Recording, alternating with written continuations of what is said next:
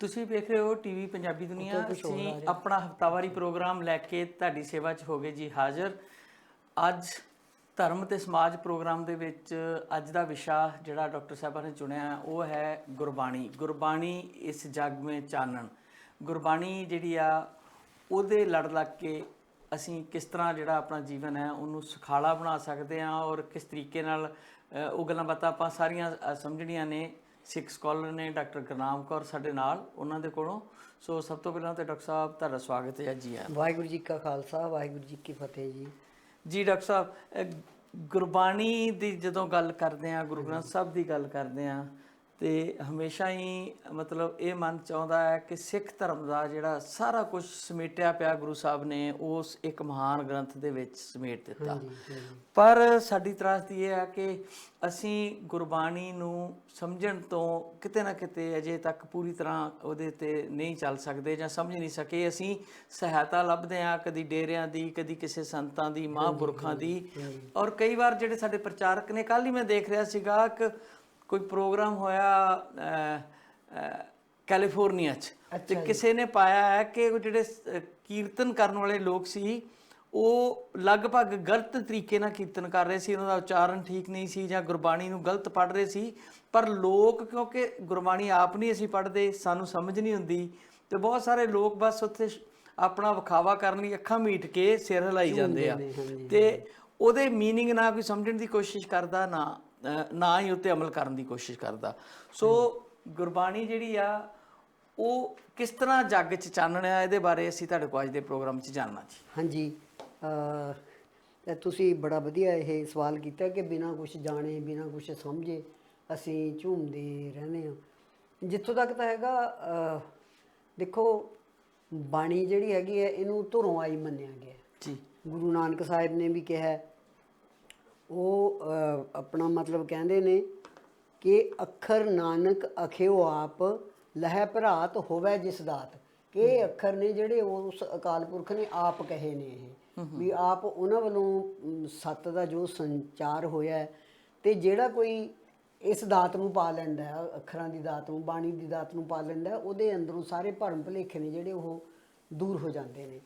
ਕਿ ਉਹ ਬੜੇ ਫਿਰ ਇਹਦੇ ਨਾਲ ਹੀ ਅਗਲੀ ਉਹਦੇ ਵਿੱਚ ਕਹਿੰਦੇ ਨੇ ਵੀ ਹੁਣ ਢਾਡੀ ਬੇਕਾਰ ਕਾਰੈ ਲਾਇਆ ਰਾਧਿਆਂ ਕੇ ਬਾਹਰ ਧੁਰੋਂ ਫਰਮਾਇਆ। ਹੈ ਕਿ ਇਹਦੇ ਵਿੱਚ ਦੱਸਿਆ ਕਿ ਆਪਣਾ ਵੀ ਮੈਂ ਤਾਂ ਬੇਕਾਰ ਫਿਰਦਾ ਸੀਗਾ, ਮੈਨੂੰ ਵਾਹਿਗੁਰੂ ਨੇ ਇੱਕ ਕੰਮ ਸੌਂਪ ਦਿੱਤਾ। ਕੰਮ ਕਿਹੜਾ ਸੌਂਪਿਆ?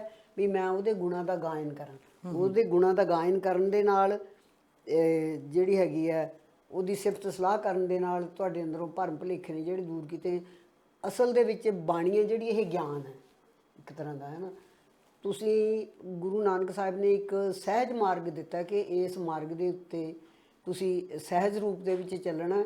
ਆਮ ਜੀਵਨ ਹੈ ਜਿਹੜਾ ਉਹਨੂੰ ਕਿਸ ਤਰ੍ਹਾਂ ਆਮ ਰਫਤਾਰ ਦੇ ਨਾਲ ਜਿਉਇਆ ਜਾ ਸਕਦਾ ਹੈ, ਇਹ ਮੈਂ ਇਸ ਤਰ੍ਹਾਂ ਇਹਨੂੰ ਮੰਨਦੀ ਹਾਂ। ਅਤੇ ਭਾਈ ਗੁਰਦਾਸ ਵੀ ਇਸ ਗੱਲ ਦੀ ਇਸ ਗੱਲ ਦੀ ਸਾਨੂੰ ਗਵਾਹੀ ਮਿਲ ਜਾਂਦੀ ਹੈ ਭਾਈ ਗੁਰਦਾਸ ਦੀਆਂ ਵਾਰਾਂ ਦੇ ਵਿੱਚ, ਹੈ ਨਾ। ਜਦੋਂ ਉਹ ਪਹਿਲੀ ਵਾਰ ਦੇ ਵਿੱਚ ਹੀ ਕਹਿੰਦੇ ਨੇ, ਪਹਿਲਾਂ ਪਾਇਆ ਬਾਬੇ ਬਖਸ਼ਦਾਰ ਪਿੱਛੋਂ ਦੇ ਫਿਰ ਘਾਲ ਕਮਾਈ, ਰੇਤ ਅੱਕ ਹਾਰ ਕਰ ਰੋੜਾਂ ਕੀ ਗੁਰ ਕਰੀ ਵਿਛਾਈ, ਭਾਰੀ ਕਰੀ ਤਪੱਸਿਆ ਵੱਡੇ ਭਾਗ ਹਰਸਿਓ ਮਨ ਆਈ। ਵੀ ਉਹਨਾਂ ਨੇ ਆਪਣਾ ਮਤਲਬ ਧਿਆਨ ਲਾਇਆ ਪਰਮਾਤਮਾ ਦੇ ਵੱਲ, ਅਤੇ ਫਿਰ ਉਹਨਾਂ ਦੀ ਵਾਹਿਗੁਰੂ ਦੇ ਨਾਲ ਜਿਹੜੀ ਉਹ ਇੱਕ ਸੁਰਤਾ ਹੋਈ। ਉਸ ਇੱਕ ਸੁਰਤਾ ਦੇ ਵਿੱਚ ਉਹਨਾਂ ਦੇ ਉੱਤੇ ਬਖਸ਼ਿਸ਼ ਹੋਈ ਬਾਣੀ ਦੀ, ਜਾਂ ਦੁਨੀਆ ਨੂੰ ਚੰਗੇ ਰਾਹ ਦੇ ਉੱਤੇ ਪਾਉਣ ਲਈ। ਅਤੇ ਇਹਦਾ ਸਾਨੂੰ ਜਨਮ ਸਾਖੀਆਂ ਦੇ ਵਿੱਚ ਅਸੀਂ ਭਾਵੇਂ ਸਾਰੀਆਂ ਉਹਨਾਂ ਚੀਜ਼ਾਂ ਦੇ ਉੱਤੇ ਇਹ ਵੀ ਕਈ ਕਰਦੇ ਹਾਂ ਵੀ ਕਰਾਮਾਤਾਂ, ਜਿਵੇਂ ਪੁਰਾਣਾਂ ਦੇ ਵਿੱਚ ਕਹਾਣੀਆਂ ਚੱਲਦੀਆਂ ਉਸ ਤਰ੍ਹਾਂ, ਪਰ ਫਿਰ ਵੀ ਜਨਮ ਸਾਖੀਆਂ ਦੇ ਵਿੱਚ ਸ਼ਬਦਾਂ ਨੂੰ ਲੈ ਕੇ ਜਾਂ ਹੋਰ ਉਹ ਵਿਆਖਿਆ ਕਰਨ ਦੀ ਆਪਣੇ ਵੱਲੋਂ ਉਹਨਾਂ ਨੇ ਕੋਸ਼ਿਸ਼ ਕੀਤੀ ਹੋਈ ਹੈ। ਅਤੇ ਵੇਈਨਾ ਦੀ ਪਰਮੇਸ਼ ਦੀ ਅਸੀਂ ਸਾਖੀ ਪੜ੍ਹਦੇ ਹਾਂ, ਉਹਦੇ ਵਿੱਚ ਵੀ ਇਹੀ ਦੱਸਿਆ ਕਿ 3 ਦਿਨ ਗੁਰੂ ਨਾਨਕ ਨੇ ਜਿਹੜੇ ਉਹ ਵੇਈਨ ਦੇ ਵਿੱਚ ਕਰਨ ਗਏ ਇਸ਼ਨਾਨ, ਅਤੇ ਬਾਹਰ ਨਹੀਂ ਆਏ ਹੈਗੇ। ਅਤੇ ਉਹ ਉਹਨਾਂ ਦੀ ਇੱਕ ਸੁਰਤਾ ਦੇ ਪਲ ਸੀਗੇ ਅਕਾਲ ਪੁਰਖ ਦੇ ਨਾਲ। ਅਤੇ ਵੇਈਨ 'ਚੋਂ ਬਾਹਰ ਆਉਂਦੇ ਸਾਰੀ ਉਹਨਾਂ ਨੇ ਜਿਹੜਾ ਪਹਿਲਾ ਐਲਾਨ ਕੀਤਾ ਉਹ ਕੀਤਾ ਵੀ ਨਾ ਕੋ ਹਿੰਦੂ ਨਾ ਮੁਸਲਮਾਨ। ਬਹੁਤ ਸਾਰੇ ਲੋਕ ਨੇ ਜਿਹੜੀ ਉਹਦੀ ਇੰਟਰਪ੍ਰੀਟੇਸ਼ਨ ਇਸ ਤਰ੍ਹਾਂ ਕਰਦੇ ਨੇ ਕਿ ਤੀਸਰਾ ਧਰਮ ਚਲਾਉਣ ਵਾਸਤੇ ਕਿਹਾ, ਪਰ ਨਹੀਂ। ਗੁਰੂ ਨਾਨਕ ਦਾ ਜਿਹੜਾ ਅਰਥ ਜਦੋਂ ਆਪਾਂ ਉਹ ਸਾਰੀ ਵਿਸਤਾਰ ਨੂੰ ਪੜ੍ਹਦੇ ਹਾਂ ਤਾਂ ਉਹ ਤੋਂ ਇਹ ਸਮਝ ਆਉਂਦੀ ਹੈ ਕਿ ਮਨੁੱਖ ਹੈ ਜਿਹੜਾ ਉਹਨੂੰ ਹਿੰਦੂ ਮੁਸਲਮਾਨ ਹੋਣ ਦੇ ਵਿੱਚ ਵੰਡਿਆ ਨਹੀਂ ਜਾ ਸਕਦਾ ਹੈਗਾ।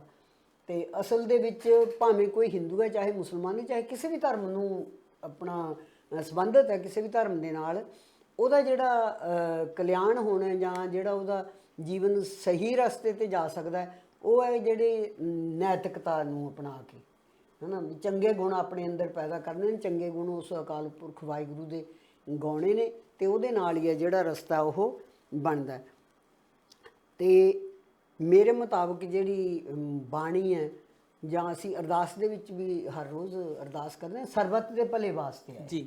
ਇਹ ਨਹੀਂ ਹੈ ਵੀ ਕੋੜਾ ਕਿਸੇ ਧਰਮ ਦੇ ਵਿੱਚ ਬੈਠਾ, ਕੋਈ ਮਨੁੱਖ ਕਿਤੇ ਵੀ ਬੈਠਾ। ਆਪਾਂ ਪਹਿਲਾਂ ਵੀ ਗੱਲ ਕਰਦੇ ਰਹੇ ਹਾਂ ਕਿ ਭਾਵੇਂ ਉਹ ਕਿਸੇ ਵੀ ਖਿੱਤੇ ਵਿੱਚ ਹੈ, ਕਿਸੇ ਧਰਮ ਨੂੰ ਬਿਲੋਂਗ ਕਰਦਾ ਹੈ, ਜਦੋਂ ਉਹ ਇਹ ਜਿਹੜੀਆਂ ਹੈਗੇ ਨੇ ਗੁਣ ਦੱਸੇ ਨੇ ਪਰਮਾਤਮਾ ਨੇ, ਉਹਨਾਂ ਨੂੰ ਅਪਣਾਉਣ ਦੀ ਕੋਸ਼ਿਸ਼ ਕਰਦਾ, ਉਹਦੇ ਉੱਤੇ ਤੁਰਨ ਦੀ ਕੋਸ਼ਿਸ਼ ਕਰਦਾ, ਤਾਂ ਉਹਦਾ ਜੀਵਨ ਹੈ ਜਿਹੜਾ ਉਹ ਸਹਿਜ ਹੋ ਜਾਂਦਾ। ਤੇ ਕਿਹਾ ਹੀ ਆ ਉਹਨਾਂ ਨੇ ਕਿ ਇੱਕ ਸੁਖ ਮਾਨਿਆ ਸਹਿਜ ਮਿਲਾਇਆ, ਨਿਰਮਲ ਬਾਣੀ ਭਰਮ ਚੁਕਾਇਆ। ਬਾਣੀ ਨੂੰ ਪੜ੍ਹਨ ਦੇ ਨਾਲ ਤੁਹਾਨੂੰ ਇਹ ਨਹੀਂ ਹੈ ਕੋਈ ਵੀ ਤੁਸੀਂ ਕੋਈ ਤਪੱਸਿਆ ਕਰਨੀ ਹੈ, ਜਾਣੀ ਕਠਿਨ ਜਿਹੜਾ ਰਸਤਾ ਹੈ ਨਾ, ਉਹ ਸਾਡੇ ਲਈ ਨਹੀਂ ਦਿੱਤਾ ਗਿਆ ਵਾਹਿਗੁਰੂ ਵੱਲੋਂ। ਭਾਵੇਂ ਉਹ ਬਾਣੀ ਨੂੰ ਪੜ੍ਹਨ ਦਾ ਹੈ, ਚਾਹੇ ਉਹਨੂੰ ਆਪਣੇ ਅੰਦਰ ਵਸਾਉਣ ਦਾ, ਇਹ ਸਾਰਾ ਕੁਝ ਸਹਿਜ ਦੇ ਵਿੱਚ ਹੋਣਾ। ਤੇ ਮੇਰਾ ਅਸਲ 'ਚ ਅੱਜ ਦਾ ਜਿਹੜਾ ਹੈਗਾ ਨਾ, ਇਹ ਮੈਂ ਟੌਪਿਕ ਕਿਉਂ ਰੱਖਿਆ, ਮੈਂ ਇਸ ਵਾਸਤੇ ਹੀ ਰੱਖਿਆ ਕਿ ਗੁਰੂ ਸਾਹਿਬ ਨੇ ਤਾਂ ਸਾਨੂੰ ਬੜਾ ਇੱਕ ਬਹੁਤ ਹੀ ਸੌਖਾ ਰਸਤਾ ਦਿੱਤਾ ਹੈ, ਜਿਹਨੂੰ ਸਹਿਜ ਮਾਰਗ ਕਿਹਾ ਉਹਨਾਂ ਨੇ। ਅਸਲ ਦੇ ਵਿੱਚ ਸਿੱਖੀ ਜਿਹੜੀ ਹੈਗੀ ਹੈ, ਸਿੱਖ ਹੈ, ਸਿੱਖੀਜ਼ਮ ਜਾਂ ਇਹਨੂੰ ਆਪਾਂ ਕਹਿ ਲਈਏ, ਇਹ ਕੋਈ ਵੀ ਧਰਮ ਹੋਣ ਦੇ ਨਾਲੋਂ ਇੱਕ ਜੀਵਨ ਦਰਸ਼ਨ ਹੈ, ਇੱਕ ਮਾਰਗ ਹੈ ਜਿਹਦੇ ਉੱਤੇ ਚੱਲਣਾ, ਤੇ ਮਾਰਗ ਇਹ ਸਹਿਜ ਮਾਰਗ ਹੈ। ਹੁਣ ਸਾਰੇ ਗੁਰੂ ਸਾਹਿਬਾਨ ਨੇ ਇਸੇ ਲੋਹ ਦੇ ਵਿੱਚ ਗੱਲ ਕੀਤੀ ਹੈ। ਗੁਰੂ ਨਾਨਕ ਆਪ ਜਿੱਥੇ ਜਿੱਥੇ ਗਏ, ਸਿਰਫ ਇਹੀ ਨਹੀਂ ਹੈ ਕਿ ਉਹਨਾਂ ਨੇ ਸਿਰਫ ਆਪ ਹੀ ਬਾਣੀ ਰਚੀ, ਉਹ ਜਿੱਥੇ ਜਿੱਥੇ ਵੀ ਹੁਣ ਆਪਣਾ ਬਾਬਾ ਫਰੀਦ ਦੇ ਡੇਰੇ 'ਤੇ ਗਏ, ਉਹਨਾਂ ਦੇ ਸਥਾਨ ਦੇ ਉੱਤੇ, ਉੱਥੇ ਜਿੱਥੇ ਜਿੱਥੇ ਵੀ ਗਏ, ਉਹਨਾਂ ਨੇ ਭਗਤ ਬਾਣੀ ਜੋ ਸੀ ਉਹ ਅਵੇਲੇਬਲ, ਮਤਲਬ ਡਾਕਟਰ ਸਾਹਿਬ ਤੁਸੀਂ ਪਹਿਲਾਂ ਵੀ ਦੱਸਦੇ ਹੁੰਦੇ ਹੋ ਕਿ ਨਾਲ ਦੀ ਨਾਲ ਆਪਣੀ ਉਹਨਾਂ ਦੀ ਓਰੀਜਨਲ ਰਚਨਾ, ਨਾਲ ਦੀ ਨਾਲ ਕਲੈਕਸ਼ਨ ਗੁਰੂ ਨਾਨਕ ਸਾਹਿਬ ਵੱਲੋਂ ਹੀ ਸ਼ੁਰੂ ਹੋ ਗਈ ਸੀਗੀ, ਜਿਹੜੀਆਂ ਪੋਥੀਆਂ ਗੁਰੂ ਸਾਹਿਬਾਂ ਦੇ ਥਰੂ ਹੁੰਦੀਆਂ ਹੋਈਆਂ ਗੁਰੂ ਅਰਜਨ ਪਾਤਸ਼ਾਹ ਤੱਕ ਪਹੁੰਚੀਆਂ, ਫਿਰ ਉਹਨੂੰ ਸੰਕਲਨ ਕੀਤਾ ਗਿਆ ਸੀ। ਤੇ ਦੂਸਰੀ ਜਿਹੜੀ ਗੱਲ ਹੈਗੀ ਹੈ ਨਾ, ਬਹੁਤ ਇੰਪੋਰਟੈਂਟ, ਜਿਹਨੂੰ ਮੈਂ ਮੰਨਦੀ ਹਾਂ ਮਹੱਤਵਪੂਰਨ, ਉਹ ਇਹ ਹੈ ਕਿ ਉਹਨਾਂ ਨੇ ਬਾਣੀ ਜਿਹੜੀ ਰਚੀ, ਭਾਵੇਂ ਉਹ ਭਗਤਾਂ ਦੀ ਵੀ ਬਾਣੀ ਹੈ, ਉਹ ਉੱਥੋਂ ਦੇ ਜਿਸ ਵੀ ਖਿੱਤੇ ਨਾਲ ਭਗਤਾਂ ਦੀ ਬਾਣੀ ਵੀ ਸੰਬੰਧਿਤ ਹੈ, ਉਹ ਉਹਨਾਂ ਨੇ ਉੱਥੋਂ ਦੀ ਜਿਹੜੀ ਆਮ ਲੋਕਾਂ ਦੇ ਬੋਲਣ ਵਾਲੀ ਬੋਲੀ ਹੈ, ਉਹਦੇ ਵਿੱਚ ਬੋਲੀ ਦੇ ਵਿੱਚ ਉਹਨਾਂ ਨੇ ਪ੍ਰਗਟ ਕੀਤੀ, ਆਪਣੀ ਬਾਣੀ ਦਾ ਪ੍ਰਕਾਸ਼ਨ ਕੀਤਾ ਉਹਦੇ ਵਿੱਚ। ਦੂਸਰੀ ਜਿਹੜੀ ਗੱਲ ਹੈ ਕਿ ਗੁਰੂ ਨਾਨਕ ਸਾਹਿਬ ਤੋਂ ਹੀ ਲੈ ਕੇ ਭਾਵੇਂ ਉਹਨਾਂ ਨੇ ਭਗਤ ਬਾਣੀ ਵੀ ਜਿਹੜੀ ਇਕੱਤਰ ਮਿਲੀ, ਉਹਨੂੰ ਲਿਖਤੀ ਰੂਪ ਦੇ ਵਿੱਚ ਮਿਲੀ ਆ ਉਹ, ਤੇ ਉਹ ਲਿਖਤੀ ਰੂਪ ਦੇ ਵਿੱਚ ਮਿਲੀ। ਆਪਣੀ ਬਾਣੀ ਵੀ ਉਹਨਾਂ ਨੇ ਲਿਖਤੀ ਰੂਪ ਦੇ ਵਿੱਚ, ਅੱਗੇ ਗੁਰੂ ਅੰਗਦ ਦੇਵ ਜੀ ਨੇ ਜਦੋਂ ਗੁਰਗੱਦੀ ਸੌਂਪੀ ਤਾਂ ਨਾਲ ਦੀ ਨਾਲ ਬਾਣੀ ਵੀ ਸੌਂਪੀ, ਜੋ ਉਹਨਾਂ ਨੇ ਇਕੱਤਰ ਕੀਤੀ ਸੀ ਉਹ ਵੀ, ਤੇ ਉਹਨਾਂ ਦੀ ਆਪਣੀ ਬਾਣੀ ਵੀ। ਫਿਰ ਦੇਖੋ ਤੁਸੀਂ, ਗੁਰੂ ਅੰਗਦ ਦੇਵ ਖਡੂਰ ਸਾਹਿਬ ਦੇ ਵਿੱਚ, ਕਰਤਾਰਪੁਰ ਛੱਡ ਕੇ ਉਹ ਖਡੂਰ ਸਾਹਿਬ ਚਲੇ ਜਾਂਦੇ ਨੇ, ਗੁਰੂ ਨਾਨਕ ਸਾਹਿਬ ਦੇ ਹੁਕਮ ਨਾਲ ਹੀ ਜਾਂਦੇ ਨੇ ਉੱਥੇ, ਤੇ ਜਾ ਕੇ ਉਹ ਨਵਾਂ ਨਗਰ ਵਸਾਉਂਦੇ ਨੇ। ਉੱਥੇ ਗੁਰੂ ਅੰਗਦ ਦੇਵ ਕੀ ਕਰਦੇ ਨੇ, ਉਹ ਆਪ ਵੀ ਬਾਣੀ ਦਾ ਉਤਾਰਾ ਕਰਦੇ ਨੇ, ਤੇ ਸਿੱਖਾਂ ਨੂੰ ਵੀ ਬਾਣੀ ਦਾ ਉਤਾਰਾ ਕਰਨ ਲਈ ਕਹਿੰਦੇ ਨੇ।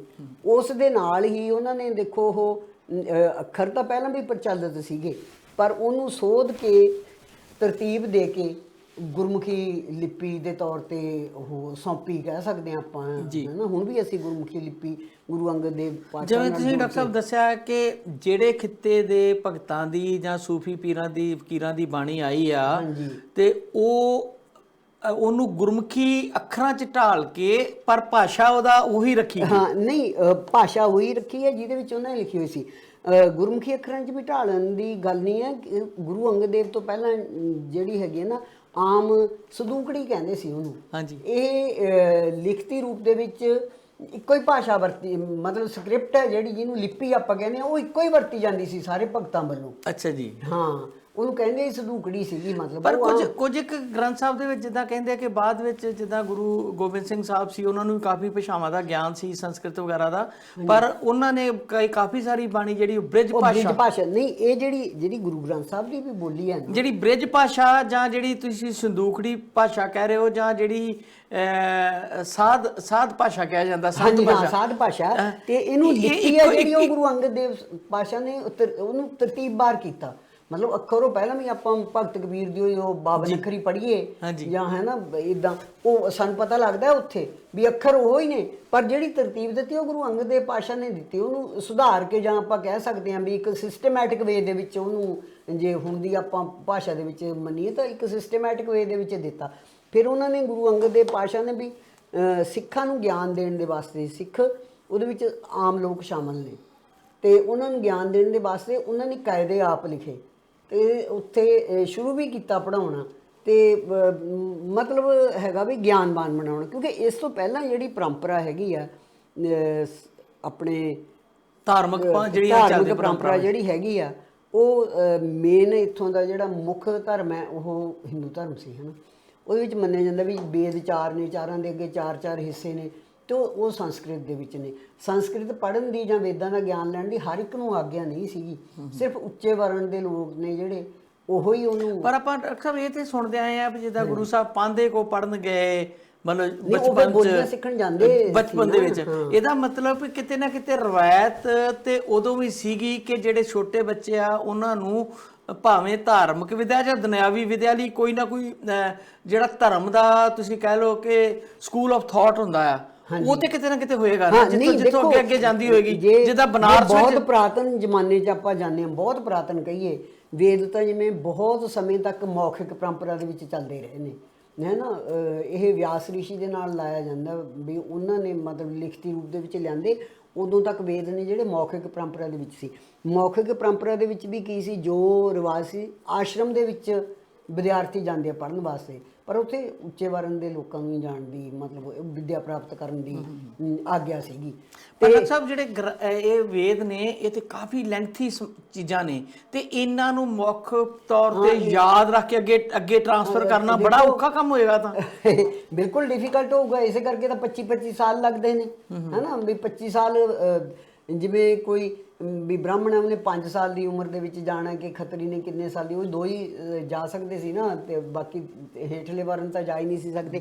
ਉਹ 25 ਸਾਲ ਤੱਕ ਦੀ ਉਮਰ ਜਿਹੜੀ ਹੈਗੀ ਆ ਉਹਨੇ ਪਰੰਪਰਾ ਦੇ ਮੁਤਾਬਕ ਫਿਕਸ ਕੀਤੀ ਗਈ ਹੈ ਕਿ ਉਨੀ ਦੇਰ ਤੱਕ ਆਸ਼ਰਮ ਦੇ ਵਿੱਚ ਰਹਿ ਕੇ ਵਿਦਿਆ ਪ੍ਰਾਪਤ ਕਰਨੀ ਹੈ। ਉਸ ਤੋਂ ਬਾਅਦ ਹੀ ਆ ਕੇ ਗ੍ਰਸਥ ਦੇ ਵਿੱਚ ਮਤਲਬ 25 ਸਾਲ ਪੂਰੇ ਕਰਕੇ ਆਉਣਾ ਵਿੱਚ ਗ੍ਰਸਥ ਦੇ। ਅੱਛਾ ਡਾਕਟਰ ਸਾਹਿਬ, ਇੱਕ ਹੋਰ ਗੱਲ, ਬਨਾਰਸ ਜਿਹੜਾ ਵਾ ਜੀ ਉਹ ਵੀ ਵਿਦਿਆ ਦਾ ਕੇਂਦਰ ਮੰਨਿਆ ਜਾਂਦਾ ਸੀ, ਚਾਹੇ ਕੋਈ ਹਿੰਦੂ ਮਤ ਦਾ ਧਾਰਨੀ ਹੋਵੇ, ਸਿੱਖ ਧਰਮ ਦੇ ਬਹੁਤ ਬਾਅਦ ਚ ਆਇਆ, ਔਰ ਚਾਹੇ ਕੋਈ ਈਵਨ ਮੁਸਲਮਾਨ ਵੀ ਕੋਈ ਪੁਰਾਣਾ ਗਿਆਨਵਾਨ ਵਿਅਕਤੀ ਹੋਵੇ, ਤੇ ਕਿਹਾ ਜਾਂਦਾ ਕਿ ਉਹਨੇ ਬਨਾਰਸ ਤੋਂ ਵਿਦਿਆ ਲਈ ਸੀ ਨਾਲ। ਉਹ ਬੜੀ ਇੱਕ ਬਨਾਰਸ ਬਿਲਕੁਲ ਦੇਖੋ, ਜਿਵੇਂ ਹੁਣ ਪੁਰਾਣੀ ਜ਼ਮਾਨੇ ਗੁਰੂ ਸਾਹਿਬ ਨੇ ਵੀ ਆਪਣੇ ਜਿਹੜੇ 52 ਕਵੀ ਰੱਖੇ ਸੀ ਉਹਨਾਂ ਚੋਂ ਬਨਾਰਸ ਭੇਜਿਆ ਸੀ। ਬਿਲਕੁਲ ਬਨਾਰਸ ਵਿਦਿਆ ਦਾ ਕੇਂਦਰ ਰਿਹਾ, ਕਾਸ਼ੀ ਖਾਸ ਕਰਕੇ, ਹੈ ਨਾ। ਬਨਾਰਸ ਦੇ ਵਿੱਚ ਹੀ ਹੈ ਕਾਸ਼ੀ, ਉਹ ਵਿਦਿਆ ਦਾ ਕੇਂਦਰ ਰਿਹਾ।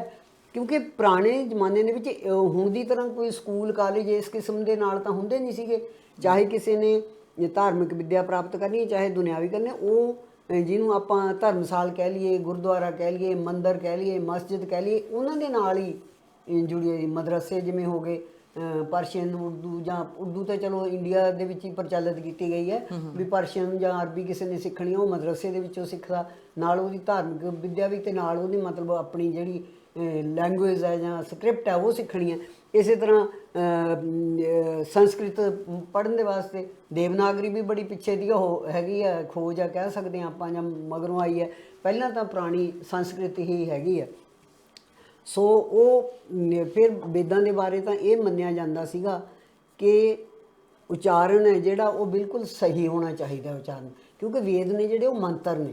ਵੇਦਾਂ ਦੇ 4 ਹਿੱਸੇ ਨੇ, ਜਿਹੜਾ ਪਹਿਲਾ ਹਿੱਸਾ ਉਹ ਮੰਤਰ ਹਿੱਸਾ, ਉਦੋਂ ਅਗਲਾ ਫਿਰ ਉਹਨਾਂ ਦੀ ਵਿਆਖਿਆ, ਫਿਰ ਅੱਗੇ ਮਤਲਬ ਫਿਰ ਜਿਹੜੇ ਉਪਨਿਸ਼ਦ ਨੇ ਲਾਸਟ ਪਾਰਟ ਹੈ ਉਹ ਵੇਦ ਦਾ, ਹਰੇਕ ਵੇਦ ਦੇ 4 ਪਾਰਟ ਨੇ। ਮੇਰੇ ਖਿਆਲ ਚ ਉਚਾਰਨ ਤੇ ਡਾਕਟਰ ਸਾਹਿਬ ਮੁੱਢਲਾ ਅਸੂਲ ਹੈ, ਚਾਹੇ ਕੁਝ ਵੀ ਹੋਵੇ, ਇਕੱਲੇ ਵੇਦ ਹੀ ਨਹੀਂ, ਕੋਈ ਵੀ ਵਿਦਿਆ ਜਦੋਂ ਅਸੀਂ ਲੈਂਦੇ ਆ ਤੇ ਉਹਦਾ ਉਚਾਰਨ ਜਿਹੜਾ ਆ ਉਹ ਤਾਂ ਸਹੀ ਹੋਣਾ ਹੀ ਚਾਹੀਦਾ। ਉਹ ਨੇਚਰਲੀ ਜਿਵੇਂ ਤੁਸੀਂ ਲਿਖਿਆ ਹੋਇਆ ਤੁਸੀਂ ਉਵੇਂ ਹੀ ਪੜ੍ਹੋਗੇ ਨਾ। ਹਾਂਜੀ ਹਾਂਜੀ। ਤੇ ਪਰ ਉਹਦਾ ਇਹ ਵੀ ਮੰਨਿਆ ਜਾਂਦਾ ਸੀ ਵੀ ਉਚਾਰਨ ਦੇ ਵਿੱਚ ਜੇ ਕਿਤੇ ਗਲਤੀ ਹੋਊਗੀ ਤਾਂ, ਕਿਉਂਕਿ ਵੇਦਾਂ ਉਹਨਾਂ ਨੂੰ ਦੇਵਤਿਆਂ ਨੂੰ ਸਿੱਧ ਕਰਨ ਦੇ ਲਈ ਮੰਤਰ ਪੜ੍ਹੇ ਜਾਂਦੇ ਨੇ, ਹਵਨ ਵੀ ਕਰਨਾ ਨਾਲ ਨਾਲ, ਜਿਸ ਦੇਵਤੇ ਨੂੰ ਸਿੱਧ ਕਰਨਾ ਜਾਂ ਜਿਹਨੂੰ ਧਿਆਉਣਾ ਹੈ ਉਹਦੇ ਨਾਲ ਮੰਤਰ ਪੜ੍ਹੇ ਜਾਂਦੇ ਨੇ। ਜੇ ਉਲਟ ਪੁਲਟ ਪੜਿਆ ਗਿਆ ਦੇਵਤਾ ਉਲਟਾ ਪੁਲਟਾ ਕੰਮ ਨਾ ਕਰਦੇ, ਨਾਰਾਜ਼ ਹੋ ਜਾਊਗਾ, ਨਾਰਾਜ਼ ਹੋ ਕੇ ਕੋਈ। ਪਰ ਵਾਰ ਸ਼ਰਾਬ ਦਾ ਵੀ ਕਨਸੈਪਟ ਹੈ ਨਾ ਕਾਫੀ ਜ਼ਿਆਦਾ ਹਿੰਦੂਇਜ਼ਮ ਦੇ ਵਿੱਚ। ਹੁਣ ਗੁਰਬਾਣੀ ਦਾ ਜਿੱਥੋਂ ਤੱਕ ਤਾਲੁਕ ਹੈ, ਗੁਰਬਾਣੀ ਇਹ ਆਮ ਭਾਸ਼ਾ ਦੇ ਵਿੱਚ ਲਿਖੀ ਗਈ। ਇਹ ਉਸ ਵੇਲੇ ਦੀ ਜਿਵੇਂ ਹੁਣ ਮੈਂ ਪ੍ਰੋਫੈਸਰ ਸਾਹਿਬ ਸਿੰਘ ਨੂੰ ਵੀ ਪੜ੍ਹ ਰਹੀ ਸੀ, ਗੁਰਬਚਨ ਸਿੰਘ ਤਾਲਬ ਨੂੰ ਵੀ ਪੜ੍ਹ ਰਹੀ ਸੀ, ਜਿਨ੍ਹਾਂ ਨੇ ਟਰਾਂਸਲੇਸ਼ਨਸ ਕੀਤੀਆਂ ਜਾਂ ਟੀਕੇ ਕੀਤੇ ਨੇ, ਕਿ ਹੁਣ ਨਾਲੋਂ, ਹੁਣ ਦੀ ਪੰਜਾਬੀ ਨਾਲੋਂ ਉਦੋਂ ਦੀ ਪੰਜਾਬੀ ਦੀ ਵਿਆਕਰਨ ਜਿਹੜੀ ਉਹ ਅਲੱਗ ਸੀ ਵੀ ਉਸ ਵੇਲੇ ਦੀ ਪ੍ਰਚਲਨ ਸੀ ਕਿ ਸਿਹਾਰੀ ਪਾਉਣੀ ਹੈ, ਕਿਤੇ ਔਂਕੜ ਪਾਉਣਾ, ਉਹ ਗ੍ਰਾਮੈਟੀਕਲ ਉਹਦੀ ਫਾਰਮ ਹੈ, ਉਹ ਵੀ ਉਹ ਕਿਉਂ ਪਾਇਆ ਜਾਂਦਾ ਹੈ, ਕਿਤੇ ਉਹ ਨਾਲ ਦੇ ਲਈ ਆਇਆ, ਕਿਤੇ ਵਿੱਚ ਦੇ ਲਈ ਆਇਆ, ਕਿਤੇ ਕਿਤੇ ਥੱਲੇ ਔਂਕੜ ਪਾਇਆ ਤਾਂ ਉਹਦਾ ਮੀਨਿੰਗ ਬਦਲ ਜਾਂਦਾ ਹੈ, ਜੇ ਨਹੀਂ ਪਾਇਆ ਤਾਂ ਬਿਲਕੁਲ ਜੇ ਵਿੱਚ ਸਿੱਧਾ ਲਿਖਿਆ ਤਾਂ ਉਹਦਾ ਮਤਲਬ ਹੋਰ, ਜੇ ਵਿੱਚੋਂ ਲਿਖਿਆ ਥੱਲੇ ਲਿਖਿਆ ਤੇ ਇਹ ਅਸੀਂ ਜਾਣਦੇ ਹਾਂ ਵੀ ਹੁਣ ਗੁਰੂ ਅਰਜਨ ਦੇਵ ਪਾਤਸ਼ਾਹ ਨੇ ਜਦੋਂ ਸੰਕਲਨ ਕੀਤਾ ਭਗਤ ਬਾਣੀ ਦਾ, ਵੀ ਜੋ ਉਹਨਾਂ ਨੂੰ ਪ੍ਰਾਪਤ ਹੋਈ ਜਾਂ ਉਹਨਾਂ ਨੇ ਵੀ ਕਲੈਕਟ ਕੀਤੀ, ਜਿਵੇਂ ਭੱਟ ਨੇ ਉਹ ਤਾਂ ਆਪਣੇ ਸਵਈਏ ਆਪ ਦੇਣ ਆਏ ਸੀ ਆਪਣੀਆਂ ਰਚਨਾਵਾਂ ਗੁਰੂ ਅਰਜਨ ਦੇਵ ਪਾਤਸ਼ਾਹ। ਅੱਛਾ ਡਾਕਟਰ ਸਾਹਿਬ, ਇੱਕ ਸਵਾਲ ਮੈਂ ਤੁਹਾਨੂੰ ਕਰਾਂ ਇੱਥੇ ਰੋਕ ਕੇ, ਜਿੰਨੇ ਵੀ ਧਾਰਮਿਕ ਗ੍ਰੰਥ ਨੇ, ਖਾਸ ਕਰਕੇ ਜਿੱਦਾਂ ਕੁਰਾਨ ਦੀ ਗੱਲ ਕਰ ਲਈਏ ਜਾਂ ਮਤਲਬ ਗੁਰੂ ਗ੍ਰੰਥ ਸਾਹਿਬ ਦੀ ਤਾਂ ਆਪਾਂ ਹੁਣ ਕਰ ਹੀ ਰਹੇ ਹਾਂ, ਹੋਰ ਵੀ ਜਿਹੜੇ ਧਾਰਮਿਕ ਗ੍ਰੰਥ ਨੇ ਜਿੱਥੇ ਜਿੱਥੇ ਕਿਸੇ ਦੀ ਆਸਥਾ ਹੈ, ਸਾਰੇ ਲੋਕਾਂ ਦਾ ਇਹ ਮੰਨਣਾ ਆ ਕਿ ਇਹ ਜਿਹੜੀ ਸਾਡੇ ਗ੍ਰੰਥਾਂ 'ਚ ਲਿਖਿਆ ਹੋਇਆ, ਜਿੱਦਾਂ ਅਸੀਂ ਪੰਜਾਬੀ ਵਾਲੇ ਜਾਂ ਆਪਣੇ ਸਿੱਖੀ ਵਾਲੇ ਹੀ ਧੁਰਕੀ ਬਾਣੀ ਸ਼ਬਦ ਕਹਿ ਦਿੰਦੇ ਆ, ਧੁਰਕੀ ਬਾਣੀ ਇਹ ਬਾਣੀ ਦੇ ਵਿੱਚ ਆਇਆ ਹੈ, ਨਹੀਂ ਆਇਆ ਤਾਂ ਹੈ। ਮੈਂ ਕੁਝ ਮੁਸਲਮਾਨ ਦੋਸਤਾਂ ਨਾਲ ਵੀ ਗੱਲ ਕਰਦਾ, ਉਹ ਕਹਿੰਦੇ ਜੀ ਬਾਕੀ ਜਿਹੜੇ ਗ੍ਰੰਥ ਨੇ, ਮਤਲਬ ਕਿਉਂਕਿ ਅਸੀਂ ਆਪ ਖੁਦ ਮੰਨਦੇ ਆ ਗੁਰੂ ਸਾਹਿਬ ਨੂੰ ਮਨੁੱਖਾ ਰੂਪ 'ਚ ਮੰਨਦੇ ਆ, ਤੇ ਉਹ ਵੀ ਕਹਿੰਦੇ ਨੇ, ਮੈਨੂੰ ਬਹੁਤ ਪੁਰਾਣੀ ਗੱਲ ਯਾਦ ਹੈ, ਮੈਂ 85 'ਚ ਪਹਿਲੀ ਵਾਰ ਪਾਕਿਸਤਾਨ ਗਿਆ ਸੀਗਾ, ਉੱਥੇ ਇੱਕ ਸੱਜਣ ਮਿਲੇ, ਉਹ ਕਹਿੰਦੇ ਜੀ ਸਾਡੇ ਧਰਮ ਦਾ ਦੂਜੇ ਧਰਮਾਂ ਨਾਲੋਂ ਫਰਕ ਇਹ ਆ ਕਿ ਸਾਡਾ ਜਿਹੜਾ ਹੈਗਾ ਕੁਰਾਨ ਸ਼ਰੀਫ, ਪੁੱਤਰ ਕੁਰਾਨ ਸ਼ਰੀਫ, ਉਹ ਖੁਦਾ ਨੇ ਖੁਦ ਲਿਖਿਆ ਤੇ ਉਹ ਲੋਹ ਤਖਤੀ ਤੇ ਲਿਖਿਆ, ਉਹਦੇ ਵਿੱਚ ਕੋਈ ਇੱਕ ਅੱਖਰ ਚੇਂਜ ਨਹੀਂ ਹੋ ਸਕਦਾ। ਬਾਈਬਲ ਚੇਂਜ ਹੋ ਸਕਦੀ ਆ, ਹਿੰਦੂ ਗ੍ਰੰਥ ਚੇਂਜ ਹੋ ਸਕਦੇ ਆ, ਪਰ ਸਾਡਾ ਕੁਰਾਨ ਕਿਉਂਕਿ ਖੁਦਾ ਦਾ ਲਿਖਿਆ ਹੋਇਆ ਤੇ ਲੋਹ ਤਖਤੀ ਤੇ ਲਿਖਿਆ ਹੋਇਆ, ਇਸ ਕਰਕੇ ਉਹ ਬਦਲ ਨਹੀਂ ਸਕਦਾ। ਇਸੇ ਤਰ੍ਹਾਂ ਹੀ ਖੁਦਾ ਦਾ ਲਿਖਿਆ ਦਾ ਮਤਲਬ ਇਹ ਹੋ ਗਿਆ ਨਾ ਕਿ ਖੁਦਾ ਵੱਲੋਂ, ਰੱਬ ਵੱਲੋਂ ਜਿਹੜੀ ਬਾਣੀ ਉਤਰੀ ਤੇ ਉਹ ਗੁਰੂ ਸਾਹਿਬ ਨੇ ਲਿਖੀ। ਤੇ ਕਈ ਵਾਰ ਇਹ ਕਹਿ ਦਿੰਦੇ ਨੇ ਲੋਕ ਕਿ ਆਪੋ ਆਪਣੇ ਧਰਮ ਨੂੰ ਸੁਪੀਰੀਅਰ ਦੱਸਣ ਲਈ ਇਹੋ ਜਿਹੀਆਂ ਮਨੌਤਾਂ ਘੜ ਲਈਆਂ ਜਾਂਦੀਆਂ ਨੇ, ਮਤਲਬ ਇਹਦੇ ਕੋਈ ਪ੍ਰੂਫ ਨਹੀਂ ਹੁੰਦੇ, ਪਰ ਇਹ ਮਨੌਤਾਂ ਘੜ ਲਈਆਂ ਜਾਂਦੀਆਂ ਨੇ ਜੀ। ਇਹ ਤਾਂ ਧੁਰਕੀ ਬਾਣੀ ਆ, ਇਹ ਤੇ ਲੋਹ ਤਖਤੀ ਤੇ ਲਿਖੀ ਹੋਈ ਆ। ਦੇਖੋ, ਜਿਹੜੇ ਜਿੱਥੋਂ ਤੱਕ ਮੁਹੰਮਦ ਸਾਹਿਬ ਦਾ ਤਾਲੁਕ ਹੈ, ਉਹ ਆਪ ਤਾਂ ਪੜ੍ਹੇ ਹੋਏ ਨਹੀਂ ਸੀਗੇ, ਅੱਖਰ ਗਿਆਨ ਉਹਨਾਂ ਕੋਲ ਨਹੀਂ ਸੀ। ਇਹ ਕਿਹਾ ਜਾਂਦਾ ਕਿ ਉਹ ਹੋ ਸਕਦਾ ਗੁਫਾ ਦੇ ਵਿੱਚ, ਮੁਹੰਮਦ ਸਾਹਿਬ ਤੇ ਉਹਨਾਂ ਦੇ ਆ ਰਹੀ ਨਾ, ਮੈਨੂੰ ਸੁਣੋ ਇੱਕ ਮਿੰਟ, ਵੀ ਉਹ ਗੁਫਾ ਦੇ ਵਿੱਚ ਭਗਤੀ ਕਰਨ ਜਾਂਦੇ ਹੁੰਦੇ ਸੀਗੇ, ਆਪਣਾ ਮਤਲਬ ਮੈਡੀਟੇਸ਼ਨ ਕਰਦੇ ਸੀ, ਉਹ ਸਮਾਧੀ ਜਿਹਨੂੰ ਆਪਾਂ ਕਹਿ ਲਈਏ, ਤੇ ਖਦੀਜਾ ਬੇਗਮ ਉਹਨਾਂ ਨੂੰ ਉੱਥੇ ਜਾ ਕੇ ਭੋਜਨ ਪਾਣੀ ਦੇ ਕੇ ਆਉਂਦੇ ਹੁੰਦੇ ਸੀਗੇ। ਬਹੁਤ ਸਾਲ ਲਗਾਤਾਰ ਉਹ ਉੱਥੇ ਭਗਤੀ ਕਰਦੇ ਰਹੇ ਨੇ, ਤੇ ਉਹ ਕਹਿੰਦੇ ਵੀ ਫੇਰ ਇੱਕ ਦਿਨ ਕਿਹਾ ਖੁਦਾ ਨੇ ਵੀ ਪੜ੍ਹ, ਜੋ ਲਿਖਿਆ ਇਹਨੂੰ ਪੜ੍ਹ। ਤੇ ਵੀ ਉਹ ਵੈਸੇ ਤਾਂ ਹੁਣ ਜੇ ਆਪਾਂ ਦੁਨਿਆਵੀ ਤੌਰ ਤੇ ਜਾਣੀਏ ਤਾਂ ਉਹਨਾਂ ਨੂੰ ਪੜ੍ਹਨਾ ਨਹੀਂ ਸੀ ਆਉਂਦਾ, ਪਰ ਉਹਨਾਂ ਨੇ ਇਹ ਮੰਨਿਆ ਜਾਂਦਾ ਵੀ ਖੁਦਾ ਵੱਲੋਂ ਬਾਣੀ ਉਹਨਾਂ ਨੂੰ ਫਰਿਸ਼ਤੇ ਨੇ ਕਨਵੇ ਕੀਤੀ, ਫਰਿਸ਼ਤੇ ਨੇ ਕਨਵੇ ਕੀਤੀ, ਕੁਰਾਨ ਸ਼ਰੀਫ ਕਹਿ ਲਈਏ ਆਪਾਂ ਉਹਨੂੰ। ਪਰ ਜਿਹੜੀ ਕੁਰਾਨ ਸ਼ਰੀਫ ਜੋ ਸਾਨੂੰ ਮਿਲਦਾ ਅੱਖਰ ਰੂਪ ਚ, ਲਿਖਤੀ ਰੂਪ ਦੇ ਵਿੱਚ, ਅੱਖਰ ਰੂਪ ਦੇ ਵਿੱਚ, ਇਹ ਤਾਂ ਮੁਹੰਮਦ ਸਾਹਿਬ ਤੋਂ 150 ਸਾਲ ਬਾਅਦ ਆਪਣਾ ਮਤਲਬ ਲਿਖਤੀ ਰੂਪ ਦੇ ਵਿੱਚ ਆਈ ਹੈ। ਹੈ ਨਾ, ਇਸੇ ਤਰ੍ਹਾਂ ਹੀ ਬਾਈਬਲ ਬਾਰੇ ਵੀ ਕਿਹਾ ਜਾਂਦਾ ਕਿ ਸੇਂਟ ਪੌਲ ਨੇ ਬਹੁਤ ਬਾਅਦ ਆਈ ਹੈ। ਤੇ ਦੂਸਰੀ ਗੱਲ ਇਹ ਹੈ, ਤੇ ਇਹ ਕਿਹਾ ਜਾਂਦਾ ਜਿਹੜੇ ਸਕਾਲਰ ਨੇ ਆਪਣਾ ਇਸਲਾਮ ਦੇ, ਮੈਂ ਤਾਂ ਹੈ ਨਹੀਂ ਆ, ਮੈਂ ਤਾਂ ਜਿੰਨਾ ਕੁ ਪੜ੍ਹਿਆ ਉਹਨਾਂ ਕੁ ਤੁਹਾਨੂੰ ਦੱਸ ਰਹੀ ਹਾਂ, ਇਹ ਕਿਹਾ ਜਾਂਦਾ ਕਿ ਜਦੋਂ ਇੱਕ ਵੀ ਬਹੁਤ ਸਾਰੇ ਖਰੜੇ ਆਏ ਸੀ ਉਹਨਾਂ ਦੇ ਕੋਲ, ਜਦੋਂ ਉਹਨਾਂ ਨੇ ਬੈਠ ਕੇ ਖਲੀਫਿਆਂ ਨੇ ਜਾਂ ਜੋ ਵੀ ਉਹਨਾਂ ਦੇ ਉੱਤਰਾਧਿਕਾਰੀ ਜਿਹੜੇ ਪ੍ਰੋਫਿਟਸ ਉਹਨਾਂ ਨੇ ਤਿਆਰ ਕੀਤੀ ਹੈ, ਲਾਸਟ ਅਲੀ ਨੂੰ ਸ਼ਾਇਦ ਮੰਨਦੇ ਨੇ, ਉਹਨਾਂ ਨੇ ਜਿਹੜਾ ਫਾਈਨਲ ਇੱਕ ਖਰੜਾ ਕਰਕੇ ਤਿਆਰ ਵੀ ਆ ਅਸੀਂ ਛਾਪਣ, ਬਾਕੀ ਤੇ ਜਲਾ ਦਿੱਤੇ ਸੀਗੇ ਤਾਂ ਕਿ ਕੋਈ ਰਲਾ ਨਾ ਹੋਵੇ। ਹੁਣ ਜਿੱਥੋਂ ਤੱਕ ਹੈਗਾ ਬਾਣੀ ਦਾ ਤਾਲੁਕ, ਅੱਛਾ ਵੇਦ ਵੀ ਬਹੁਤ ਵਰ੍ਹਿਆਂ ਤੱਕ ਕਹਿ ਲਓ ਮੌਖਿਕ ਰੂਪ ਦੇ ਵਿੱਚ ਚੱਲਦੇ ਰਹੇ ਨੇ। ਫਿਰ ਹਰ ਵੇਦ ਦਾ ਆਪਣਾ ਪੀਰੀਅਡ ਹੈ। ਸਭ ਤੋਂ ਪਹਿਲਾਂ ਰਿਗਵੇਦ ਹੋਇਆ, ਉਸ ਤੋਂ ਬਾਅਦ ਫਿਰ ਅਥਰਵਵੇਦ, ਫਿਰ ਸਾਮਵੇਦ, ਫਿਰ ਹੈਗਾ ਚੌਥਾ ਆਪਣਾ ਯਜੁਰਵੇਦ ਤੇ ਅਥਰਵਵੇਦ। ਇਹ ਸਭ ਤੋਂ ਲਾਸਟ ਉਹਨਾਂ ਦਾ ਇੱਕ ਪੀਰੀਅਡ ਹੈ, ਉਹ ਚੱਲਦਾ ਰਿਹਾ।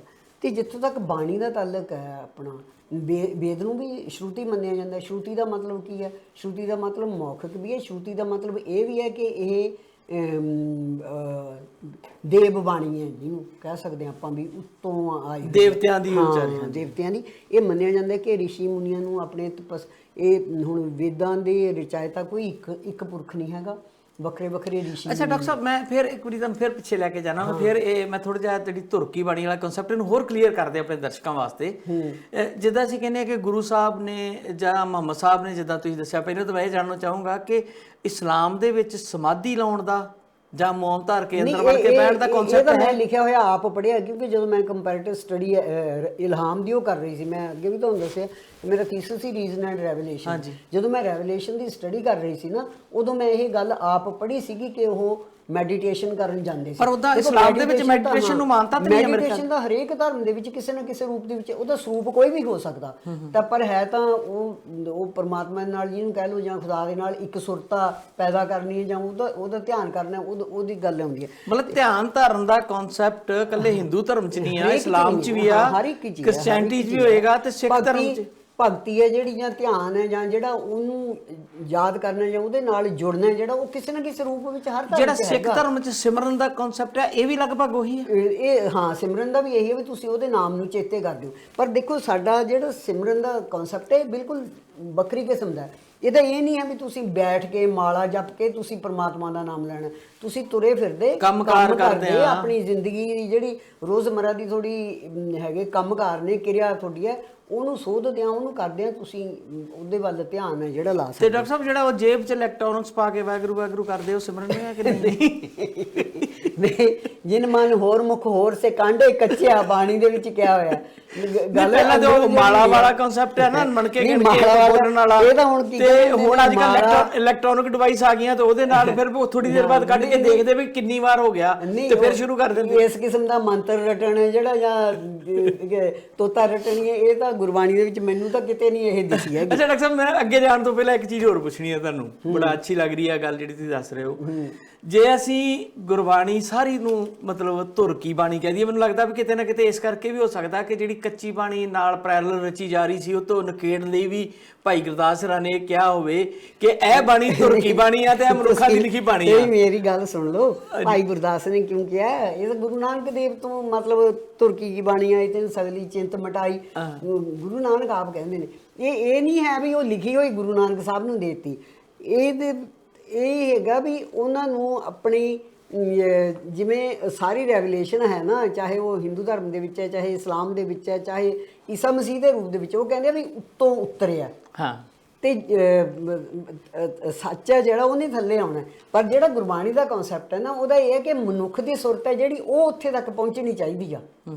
ਵੀ ਗੁਰੂ ਨਾਨਕ ਕੁਝ ਨਹੀਂ ਹੁੰਦਾ, ਮਨੁੱਖ ਨੇ ਉਸ ਲੈਵਲ ਤੱਕ ਪਹੁੰਚਣਾ। ਮਨੁੱਖ ਨੇ ਪਰ ਕਿਆ ਤੇ ਸਾਡੀਆਂ ਸਾਖੀਆਂ 'ਚ ਵੀ ਜਾਂਦਾ, ਮਰਦਾਨਿਆਂ ਵਜ਼ਾਰ ਬਾਬ ਬਾਣੀ ਆਈ ਆ। ਨਹੀਂ, ਉਹਨਾਂ ਨੂੰ ਉਹ ਆਪਣੀ ਜਿਹੜੀ, ਜਦੋਂ ਇੱਕ ਸੁਰਤਾ ਦੇ ਵਿੱਚ ਜੋ ਉਹਨਾਂ ਨੂੰ ਗਿਆਨ ਹੁੰਦਾ, ਬਾਬੇ ਨੂੰ ਜੋ ਗਿਆਨ ਹੋਇਆ, ਜਾਂ ਸਾਰੇ ਗੁਰੂ ਸਾਹਿਬਾਨ ਨੂੰ ਜਾਂ ਭਗਤਾਂ ਨੂੰ ਈਵਨ ਜੋ ਗਿਆਨ ਹੋਇਆ ਆਪਣੀ ਉਸ ਇੱਕ ਸੁਰਤਾ ਦੇ ਵਿੱਚ, ਜੋ ਸੱਚ ਦਾ ਉਹਨਾਂ ਨੂੰ ਚਾਨਣ ਹੋਇਆ, ਉਹਨਾਂ ਨੇ ਆਪਣੇ ਸ਼ਬਦਾਂ ਵਿੱਚ ਲਿਖਿਆ। ਬਾਣੀ ਦਾ ਮਤਲਬ ਇੱਥੇ ਰੈਵਲੇਸ਼ਨ ਹੈ, ਬਾਣੀ ਦਾ ਮਤਲਬ ਇੱਥੇ ਇਲਹਾਮ ਹੈ, ਤੇ ਉਹਨੂੰ ਲਿਖਿਆ ਉਹਨਾਂ ਨੇ ਆਪਣੀ ਬੋਲੀ ਦੇ ਵਿੱਚ ਲਿਖਿਆ, ਹਰੇਕ ਭਗਤ ਨੇ। ਅੱਛਾ ਡਾਕਟਰ ਸਾਹਿਬ, ਇੱਕ ਚੀਜ਼ ਹੋਰ ਮੈਨੂੰ ਦੱਸ ਦਿਓ, ਪੂਰੇ ਦਾ ਪੂਰਾ ਸੰਪੂਰਨ ਗੁਰੂ ਗ੍ਰੰਥ ਸਾਹਿਬ ਸਿੱਖਾਂ ਵਾਸਤੇ ਇੱਕੋ ਚੀਜ਼ ਹੈ, ਪਵਿੱਤਰ ਗ੍ਰੰਥ ਹੈ, ਤੇ ਉਹਦੇ ਵਿੱਚ ਜੋ ਅੱਖਰ ਦਰਜ ਕਰਤਾ ਗੁਰੂ ਸਾਹਿਬਾਂ ਨੇ, ਉਹਨੂੰ ਅਸੀਂ ਰੱਬੀ ਬਾਣੀ ਕਹਿ ਲਈਏ ਜਾਂ ਧੁਰਕੀ ਬਾਣੀ ਕਹਿ ਲਈਏ, ਮੰਨਦੇ ਹਾਂ।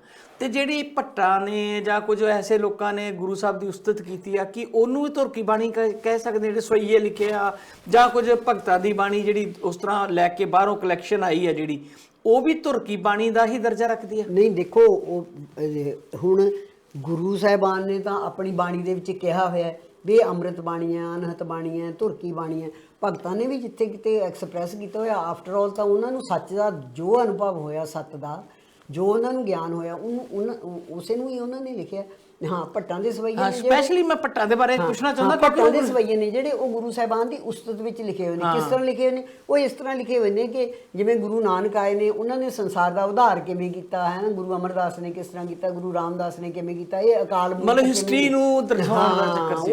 ਉਹ ਗੁਰੂ ਸਾਹਿਬਾਨਾਂ ਦੀ ਜਿਹੜੀ ਮਤਲਬ ਵਿਅਕਤੀਤਵ ਹੈ ਉਹਨਾਂ ਦਾ ਨਾ, ਜੋ ਇੰਡੀਵਿਜੂਅਲ ਦੇ ਤੌਰ ਤੇ ਉਹਨਾਂ ਦੀ ਪਰਸਨੈਲਿਟੀ ਹੈ ਕਹਿ ਲਓ, ਉਹਦੇ ਉੱਤੇ ਉਹਨਾਂ ਨੇ ਵਿਖਿਆਨ ਕੀਤਾ। ਨਹੀਂ, ਮੇਰਾ ਸਵਾਲ ਇਹ ਨਹੀਂਗਾ, ਮੇਰਾ ਸਵਾਲ ਸਿਰਫ ਇਹ ਸੀਗਾ ਕਿ ਮੈਂ ਇਹ ਗੱਲ ਮੰਨਦਾ ਵੀ ਜਿਹੜੀ ਗ੍ਰੰਥ ਸਾਹਿਬ 'ਚ ਬਾਣੀ ਸਾਡੇ ਵਾਸਤੇ ਸਾਰੀ ਸਤਿਕਾਰ ਉਹ ਸਾਰੀ ਸਤਿਕਾਰਯੋਗ ਹੈ। ਇੱਕੋ ਬਾਣੀ ਇੱਕੋ ਆ। ਅਸੀਂ ਇਹ ਨਹੀਂ ਕਹਿ ਸਕਦੇ ਕਿ ਭਗਤ ਕਬੀਰ ਦੀ ਬਾਣੀ ਗੁਰੂ ਸਾਹਿਬ ਦੀ ਬਾਣੀ ਤੋਂ ਉੱਪਰਲੇ ਦਰਜੇ ਜਾਂ ਥੱਲੇ ਦਰਜੇ, ਜਿਹੜੀ ਬਾਣੀ ਉਹਨਾਂ ਨੇ ਸ਼ਾਮਲ ਹੀ ਉਹ ਕੀਤੀ ਹੈ ਜਿਹੜੀ ਉਹਨਾਂ ਦੇ ਬਰਾਬਰ ਦੀ ਬਾਣੀ ਸੀ, ਉਹਨੂੰ ਅਸੀਂ ਬਰਾਬਰ ਵੀ ਇੱਕ ਸੁਰ ਵਿੱਚ ਸੀਗੀ। ਇੱਕ ਸਿੱਖ ਜਦੋਂ ਆਪਣੇ ਫਿਲੋਸੋਫੀਕਲੀ ਤੁਸੀਂ ਕਹਿ ਸਕਦੇ ਆਪਾਂ, ਜਾਂ ਜੋ ਜੀਵਨ ਦਰਸ਼ਨ ਹੈ ਜਿਹੜਾ ਉਹ ਮੇਲ ਖਾਂਦਾ ਸੀ ਗੁਰਬਾਣੀ ਦੇ ਨਾਲ, ਉਹ ਉਹਨਾਂ ਨੂੰ ਸ਼ਾਮਲ ਕੀਤਾ।